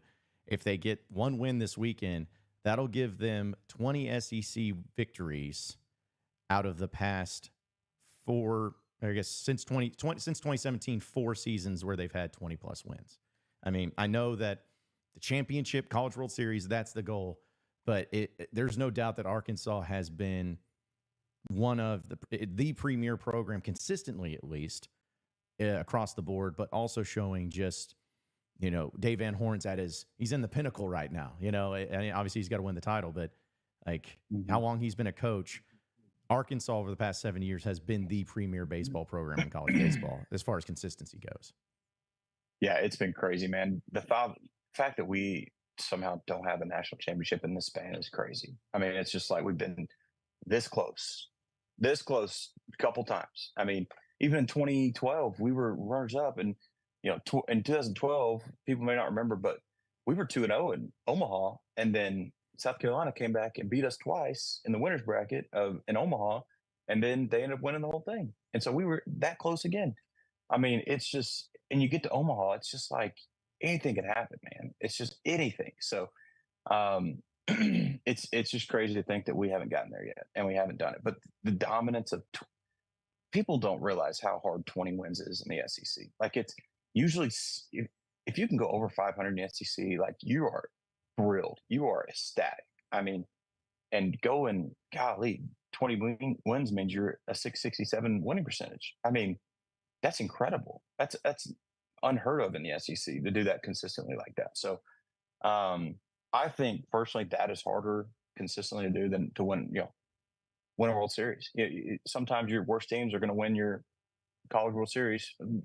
Ole Miss, it's unbelievable. We were so much better than them, but they just somehow found a way to get hot. And, I'm hoping at some point we just get really hot and we do it. You got to think it's coming. You got to. I mean, it's hard to think DVH without a national championship. So hopefully we get it done. Yeah. Well, this is going to be the year. This is the year. You gotta feel good about it. Every year. Yep. This is going to be when it all comes to fruition. But yeah, I just keep looking at the records and extremely impressed by it. And you talked about how tough it is to win 20 games, and even looking like Dave, which of course we know how great of a coach he's been in its entirety. He didn't even win 20 games in conference play until 2019. That was the first time that he even got to that point.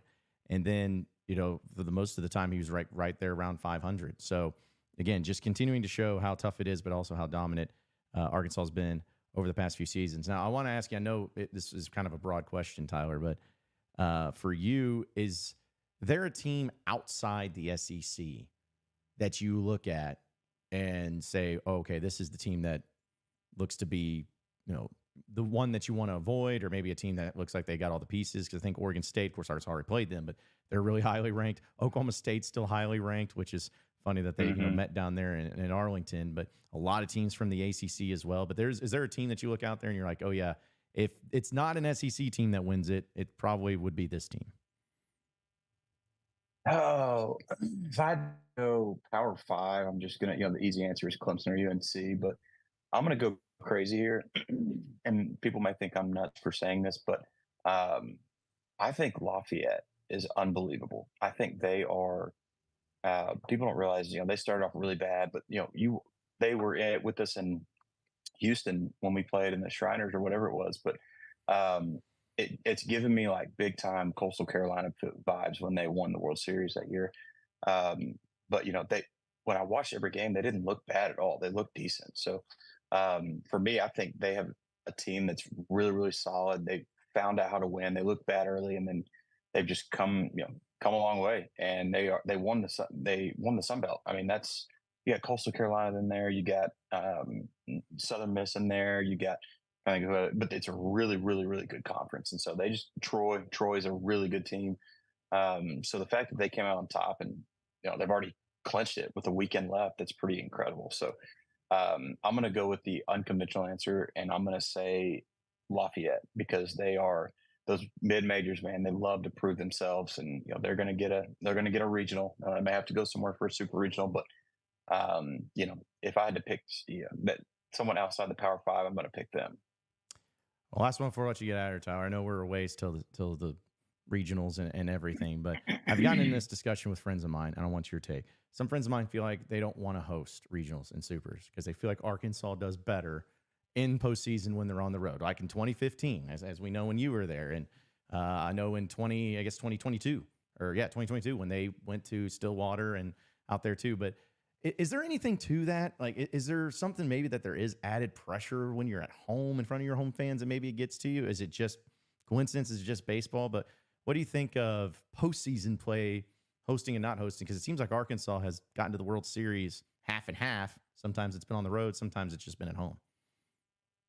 Yeah, no. So it's a different mindset. You just kind of come into the, you go into someone else's place and you just got a little bit more of a chip on your shoulder. So it's easier to, I don't know. You're just, again, like you said, there's not as much pressure. So you're just kind of running in there, you're going through, and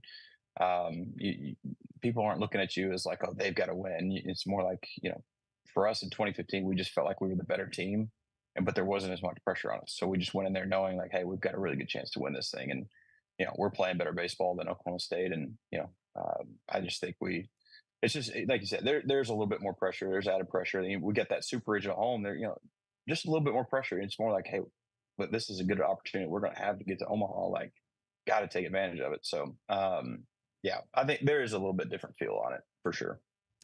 Well, either way, the Arkansas Razorbacks pretty much have solidified a national seed. So we don't have to worry about it this year. They're going to be a home team, it looks like. So hopefully they take care of business against Texas A&M this weekend too, down at College Station. So it should be great. But either way, Tyler, appreciate it as always. Former Razorback Tyler Spoon joining us. Thanks to the Bank of Fayetteville in downtown Fayetteville. Enjoy the weekend, man, and we look forward to catching up with you next weekend, talking officially about postseason play. It's going to be exciting. That's right. Yeah, I'm looking forward to it. The best time of the year for me. All right, that was former Razorback Tyler Spoon joining us here on the show, and what a great transition, because now we have the best guest that we ever could have here on the show. I'm starstruck. It is Bob Holt of the Arkansas Democrat-Gazette. Bob, what is up, man? Just hanging out here. Took a little walk. My doctor's on me to lose some weight. I know that'll come as a shock to everybody, but I'm trying to get in a little better shape. So nice walk from my house down here to Tin Roof. Yeah. Is this your first time at Tin Roof? Actually, it is. Yeah, I tell people about the only thing I do on Dixon Street is go to Collier's to get my meds. As old as I am. Well, that's okay. It's just a few steps more to get down here and everything. But I know we appreciate you coming out and saying that you have to lose weight. You look great, Bob. I know you've been putting in the work and everything. So it's good to see you. Well, I mean, I walk around the neighborhood. I'm not exactly running marathons, but every little bit helps. Yeah, absolutely. Well, Bob, now I know that Of course, you're staying busy with everything that you do. I guess, is it all baseball for you right now? You maybe going with football, basketball? Like, what's been your focus here in Razorback Athletics? Well, a lot of track. Tom and me and Matt divide up a lot of the baseball coverage. Christina does some, and but yeah, like just a little plug. The NCAA track West Regionals are here in Fayetteville at John McDowell Field next Wednesday through Saturday. Arkansas's men's team's ranked number 1, the women's team's ranked number 2. It's all the teams basically west of the Mississippi for the most part. So you're going to see, if you like track, you're going to see athletes that are probably going to be in Paris this summer at the Olympics. Yeah, well, I'll say this, and I can speak for Bob. Bob, track, and to be able to cover the track program at Arkansas, it's almost like if they don't win a championship, people want to know what happened. Where did it go wrong? What's the issue here? So you've seen a lot of great track in your time in covering Razorback Athletics. Oh yeah, the bar is set very high. I think the Arkansas men won their 23rd outdoor championship in like 32 years since joining the league. And the SEC, track's just like everything. They're great in track.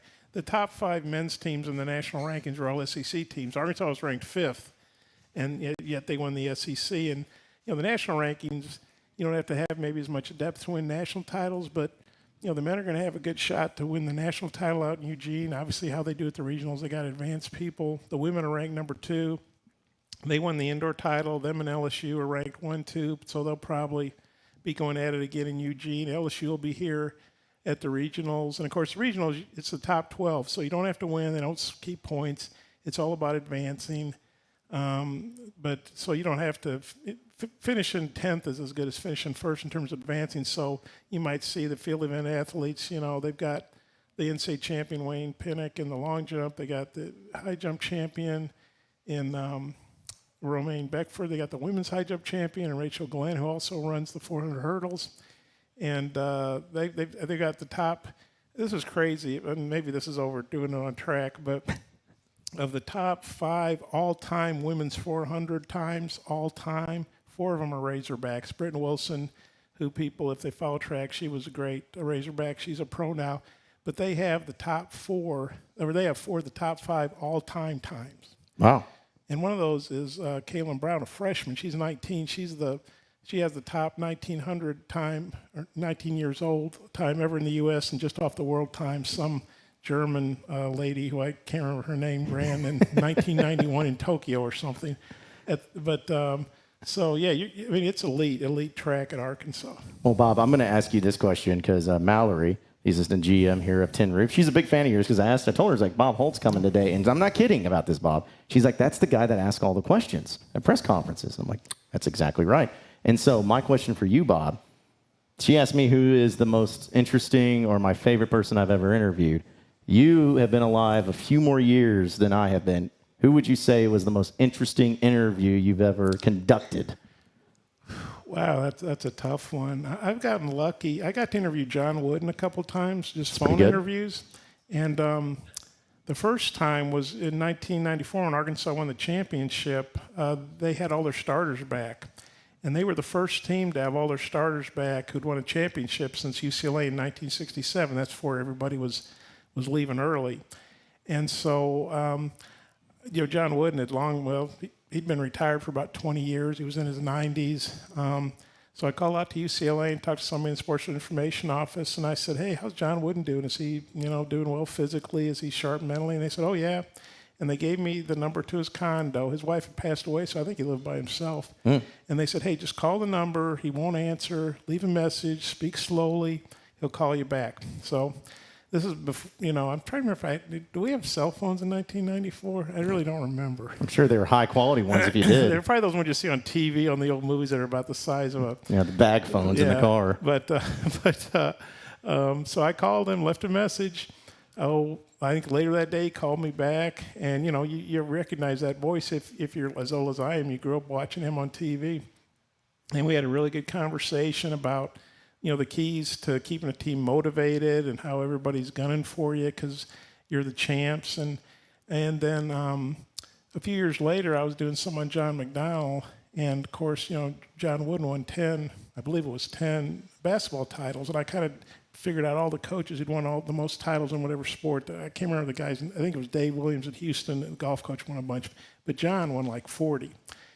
And so, I called John Wooden and left a message. He called me back and just talked about, winning at high. He said he knew who John McDowell was. I don't think John Wooden would lie. I wouldn't think, no. And so we had a real good conversation about John McDowell. And somewhere in my house, I've got, people may not know what these are. They're cassette tapes. And you can put them in a thing called a cassette recorder. And I definitely did not record over John Wooden interviews. And somewhere in my house, I've got those. And I may have to go to some antique store to get a recorder that works to play them. But I felt really cool to get to talk to John Wood, and so he'd be right up there. No, well, I know. I would assume so. I mean, you've been around, and of course, during that stretch, having a sitting president like President Clinton being there at the national championship game and everything. There was a lot of attention that was being paid to the Arkansas basketball program when you were over there too and covering it. So. A little different now. What do you make of John Calipari being the head coach? Has your mind been able to wrap your head around that at all? A little more. The more I see him in that red, or I think he wore. I wasn't in El Dorado, but I saw that he had a white pullover. When Muss decided to take the USC job, I definitely did not say, I guess they're going to hire John Calipari. Did not see that one coming. But actually, after it happened, it made more and more sense. Because I remember when we were hearing it was a strong possibility. I talked to a Kentucky writer, and I knew Cal had a huge buyout, that Kentucky was going to owe him like $34 million. And so even though maybe some of the fans had soured on him, although I think there's a lot of the fans who had, and I think, on social media it tends to be a lot, you hear about a lot of, like there was a lot of people saying, we don't want Mark Pope. And then when Pope got hired, it was like this groundswell of support. So I think sometimes you have people being, saying a lot of things on social media, and then people who support something maybe are the silent majority. Not that I'm a Richard Nixon fan, but he used to say that, the silent majority. But it made sense because, anyway, I talked to this writer, Ben Roberts at the Lexington Herald Leader, and he said he doesn't have. I said, well, how much would school owe Kentucky if they hire Cal? And he said, nothing, zero. And he sent me a copy of the contract. So I thought, okay, well, even the AD, even though they were sitting here like us and did a little video saying how much they support each other. I saw some people saying that Cal needed to blink because he was being held hostage, and that it was very forced and did not seem natural. Their relationship had been going downhill since Cal had called all the media together in Jamaica or Bahamas or someplace and said they need a new basketball practice facility. That everybody else, like they built a new baseball stadium, they'd done this to the football stadium and done whatever else. Now it's time for football to get theirs because Kentucky's a basketball school. And that didn't go over well with, Stoops, the football coach, and the AD didn't like Cal kind of going outside and doing that with the media. And so it seemed like their relationship had been going south ever since then. So it's like, okay, and then obviously they've struggled to win the NCAA tournament games the last few years, even though it just has gargantuan success. And so you think, well, okay, they probably want to make a change, but they don't want to pay him off. He's not going to walk away from $30 million. Who would? Nobody would, I don't think. And he's been there 15 years. As great a job as that is, it may be the hardest job, too, in the country because there's so much pressure, although he was perfect to me to handle that. But after 15 years, probably anybody would need a break from that. And it's not like Arkansas's an elite program. It may not be Kentucky, but it's an elite program. And he's very familiar because he's played Kentucky a bunch of times. And then, the whole John Tyson thing, I knew they were friends. I knew they always had pictures of them meeting at Herman's. And so it just all started coming together, and you started connecting the dots. And you said, you know what, this actually makes some sense. And so it's pretty wild to think he's still in the league. But I'll get arguments from people. I think Arkansas is the second best basketball program in the league. I know Florida's won back-to-back titles. I know Tennessee draws great and has a monster arena.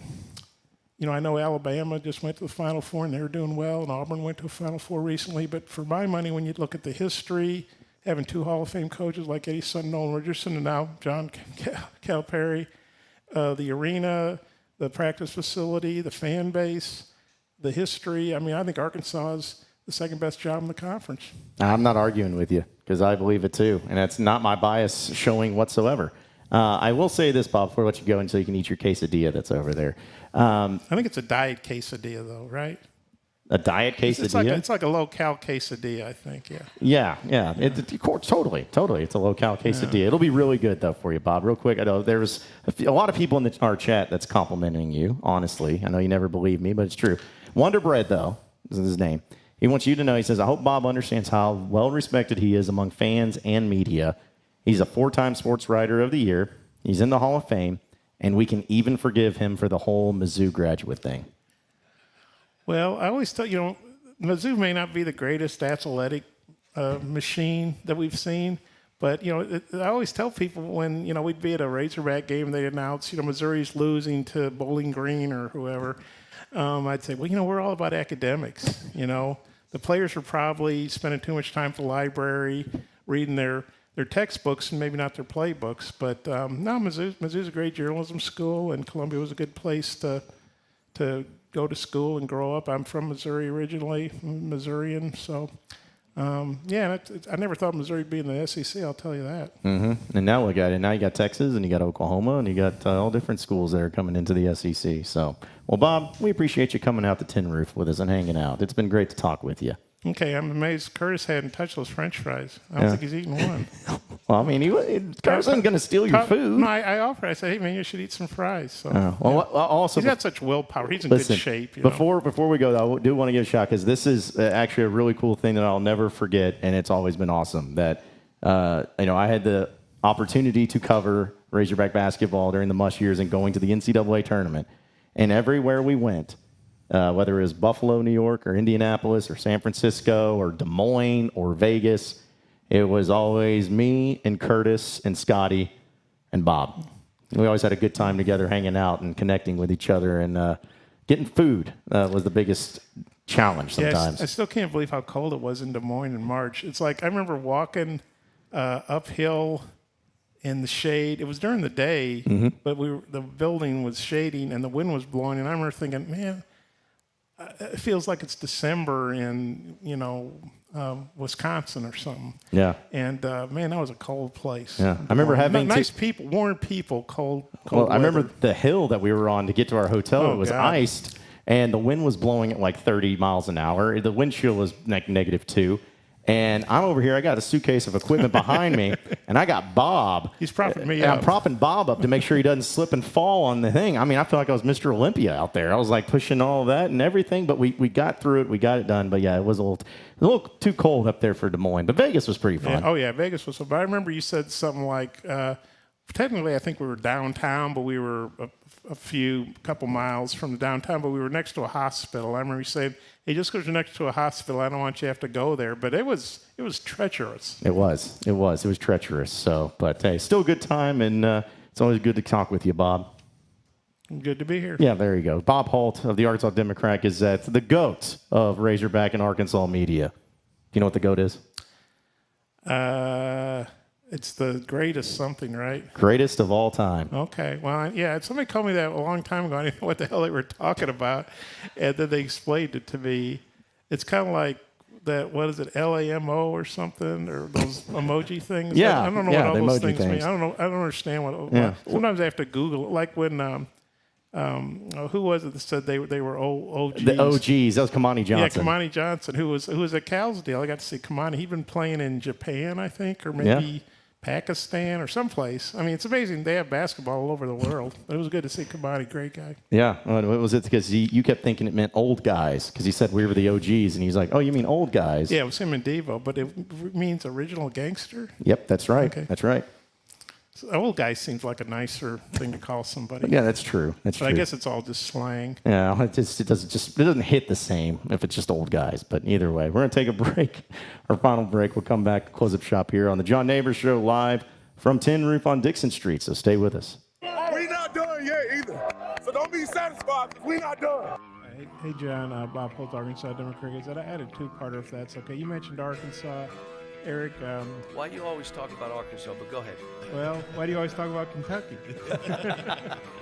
You missed it. Okay, you missed it. You missed it. Just tell me you missed it. I'm not going to go there with you, Dave. Why not? And that will be the last question I answer with that hat on.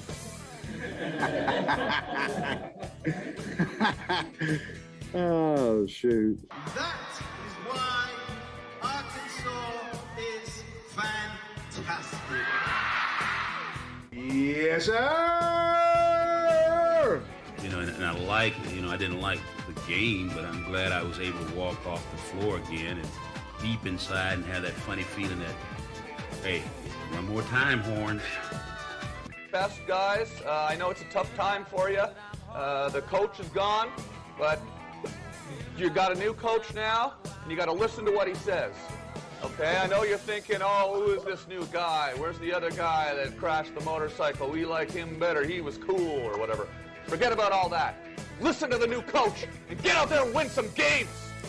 Oh, brother, this guy stinks! You guys act like it's... Pick it up a little bit. Okay? Get your chin up. Smile. Smile. Okay? Dang, you guys, all right? If not, I'm not talking. Big Red, so excited. Big Red. Oh, oh. Guys, I've got just one thing I want to say to you. Touchdown, Arkansas! I was a teacher today. Told those boys, welcome to the SEC. Well, Fayetteville is 1,843 miles away, but the call of the Hogs can be heard all the way to San Francisco. Well, stick my dick in the mashed potato. Go Hogs. Powered by Arkansas, for Arkansas. Every time you put a mic in my face, I'm going to say Arkansas. The John Neighbors Show is live from the Natty State Sports Studios. All right, so it is the final segment here on the John Neighbors Show, live from Tin Roof on Dixon Street. Appreciate everybody listening in and watching in, and also everybody who's here at Tin Roof. Come on out. We're going to have the Razorback baseball game. First pitch is at 8 p.m. tonight. Got moved back. It's going to be on ESPN2, but we're going to have the game here at Tin Roof. So pull up, watch the game, have some great vibes and some great baseball. As I have a very good friend of mine, Forrest. Is it? I should have asked you this before. Is it actually pronounced Acuff? That's it, yeah. Okay, good. I got it right then. So Forrest is a residential hog pen guy. I don't even know if it's a hog penette. Yeah. I don't know what to call it. I'm not going to do that to you. So anyways, but yeah, man, I appreciate you coming out here and hanging out at Tin Roof. And you're a big Razorback fan, and it's got a game tonight and everything. So how are we feeling? How are we feeling about the vibes right now? Big series. It's Hagen Smith Day, so it's always a great day. And I feel like we can just get one, maybe two out of this. Keep that top 8 national seed, get a super. I think we'll be all right. Okay, so just that right there. And then that way you have regionals and supers posting through it all. Yeah. I just really hope, because I feel like it has not gone very well for Arkansas and regionals and supers at home here recently. But I will say, not to call you out on anything, but in 2021, I remember that super regional against Nebraska, and being able to see everybody there. And I didn't want to relive bad moments, but I do remember how devastated I was and how devastated you were. And then when I saw how devastated you were, it made me even sadder. And it just made everything so rough. But I mean, Baum Walker, they need to have a regional and a super regional. They need to have those good vibes happening, and it needs to happen. Hopefully, they get a good draw. I don't want to see Oklahoma State, which I don't think they'll be there, but you know what I'm saying. I don't want to see any of those teams. I don't want to see Oklahoma State. And that 2021 regional or super regional, I mean, that was fun. First game, 21 runs, and then it's just everything petered out. Yep. It was NC State's year. Had they not had COVID, they probably would have won the whole thing. Yes. And same thing with the, I guess, was it even in the regional, Nebraska screwed around a little bit. And, of course, Charlie Welch's bomb, which was one of the most electric moments that's ever happened in Baum Walker history. Because that was a year that they kind of struggled against, what's the first team that they played? Was it NJIT? It may have been NJIT or something like that. But even that, dicey. Yeah, they were a little tough. But that 2 p.m. game under the sun, it always is hot and entertaining. That's for sure. Yeah, and then I remember how devastating that was. And then going to Stillwater the next year in the regional, which may have been the most intense and very uncomfortable regional of all time. It was, but it was fun.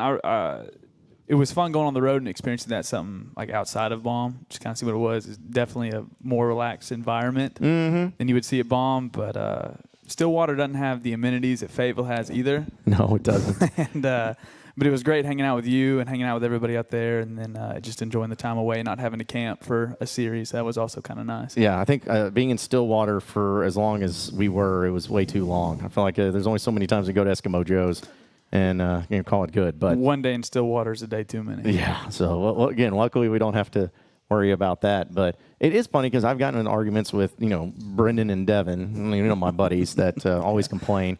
They were talking about how they feel it's best if you go on the road because Arkansas, they feel like plays better on the road in the regionals and supers than at home. Yeah, the year we went and won the regional Oklahoma State. Then you go to North Carolina, win that in 2, and then you go to Omaha. And it probably has to do with the pressure, not as much pressure being on them and then being at home and getting out, kind of changing up everything and their routines and then settling in and then just kind of, being the underdog for once. Yeah. It was a great run there, but it's also just about playing your best baseball and getting hot at the right time and in the right matchups because I still get nightmares about TCU last year and amount of home runs that they hit. They had our number from Arlington to regionals. Yeah. It was impressive. Yeah, I never want to see that again. I don't think anyone's had Arkansas's number this year, really. Or Signals, maybe. I don't know. Yeah, I mean, it's because even in Arlington, the only game they lost was the extra innings game against Oklahoma State. It was Oklahoma State because they beat Oregon State. And both those teams are probably going to be hosting their own regionals too. So, yeah, it's I can't wait for postseason. Postseason baseball is always great. I do not care about Hoover at all. No. And I don't want to ever go back to That's one Hoover. trip I don't ever care to make. Yeah, maybe one day they'll put it back in like Arlington, something like that, but it needs to be better for that. So, but yeah, I want to give a shout out to Forrest here too, because anytime that you see me out in the hog pen when I'm out there, it's all because he's reserved a chair for me. And one day people aren't going to be taken too kindly you reserving a chair and it being empty out there for not putting in the work. So they can get out there earlier. I don't know what to tell them. Yeah, listen, the hog pen. One of these days I want to do a show dedicated to the hog pen and almost like stories from it or ridiculousness from it because it's something out there. We can get you the real estate. You just got to get the equipment out there, and we'll make it happen. Oh, so you're talking about doing an actual show in the hog pen? Why not? I'm just afraid of what I'd see out there and what would be said to me out there. Do it that first game of regionals. We'll already be out there. Yeah. Why not? I don't know. There's just so many people that just don't say anything to me ever until they see I have a camera, and then suddenly they're very interested in getting on camera. Or they don't say anything to you, and then they'll just take pictures and then tweet them at you. That is the weirdest thing. Don't do that, folks. Don't do that. That's strange. But no, listen. The hog pen's fun. It is a good time. Great time. But it's an acquired taste being up there where you have everyone's got a shtick. Someone's got holding up a thing of potatoes. There's there's so many things, and I'm gonna be honest. You don't have to say it. I'll say it. They're dumb. You have dumb things being said and done out there, where I'm just like, what is this? What are we doing? It's almost like you find something that someone laughed at one time, and you're like, that's my thing. I'm going to have this till the end of time, and I'm never going to give it up. I'm going to make hats. I'm going to make stickers. I'm going to put something weird on my face. I'm going to say something in a weird voice.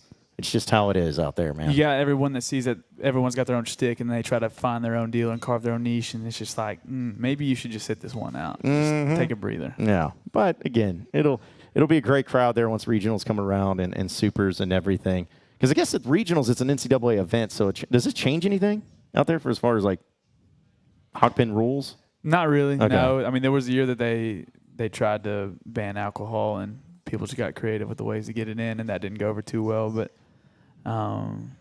they keep it pretty much the same, which is nice because you don't have to change up anything. You just keep doing what you've been doing all year long and then go. So the thing I've liked about this year is not having to camp as much. That's nice. Because the foundation said no camping, so that's been really, really good. And then made all of our lives a lot easier. Is that when people that was when people bring out sofas and stuff? Sofas, rugs. Dressers, lamps. What are we doing here? You're sleeping on the sidewalk. Last year people were out there for a week plus. So it was. Don't you have homes? Don't you have jobs? I mean, they brought stuff from home and set up on the sidewalk. All right. Well, I mean, set up a P.O. box outside the hog pen. I mean, it's just so ridiculous. Again, I'm not hating on anyone individually. If they want to do that, that's great. But still, just a lot of work. And at least we got a baseball team that's fun right now. It's a little dicey against Mississippi State, but still found a way to win. Dicey makes it fun, though. Yeah. You got Raggedy ride is better than a smooth walk. Is that Nolan Richardson? Yeah. Okay. He was also saying that all sickness is death. I think it was his other line that he would drop too. All true. Mm-hmm. But tonight, Hagen Smith on the bump. Should win. Dub. And then you have Gage Wood in game 2.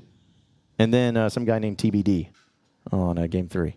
TBD's ERA looks solid. I'm excited about Gage Wood, though. I am too. He's looked really, really good his past couple outings, and I'm interested to see what he can do as a starter. Because if you get in that regional and you need to go instead of 3 or 4 games, he could be a good arm to have in the pen, or give you some long relief or something just to keep you guys going along. Yeah. Well, hey, listen, that wraps it up for us. Forrest, appreciate you coming out. Absolutely. Appreciate you, John. Because that's what we do here whenever we're at Tin Roof, is that if you show up, you get a chance to come on the final segment of the show. What could be better than that, right? Nothing. Literally, it's a way to get your face out there. And luckily, Forrest of Forrest Industries, I don't know what he does for a living. He's over here and hanging out. And so we'll do this again next Thursday. But it's great. It's been a great time. So, again, come out here, folks. They're going to be having the Razorback baseball game here starting first pitch at 8. And you can also enjoy happy hour until 7 o'clock tonight. $2 off of traps as well as cocktails. And then you got the $5 you call it and half-price apps, which, Bob, how's the Diet Quesadilla? He says it's good. So there it is. What better endorsement do you need from that than Bob Holt? So appreciate everybody watching in and listening in for not only Andrew Ellis, but Curtis Wilkerson, as well as Bob Holt and Forrest and me. Same sports show, same sports channel. Tomorrow afternoon, have a great rest of your night, folks. We'll see you at Tin Roof here in a little bit. So come on out and see us.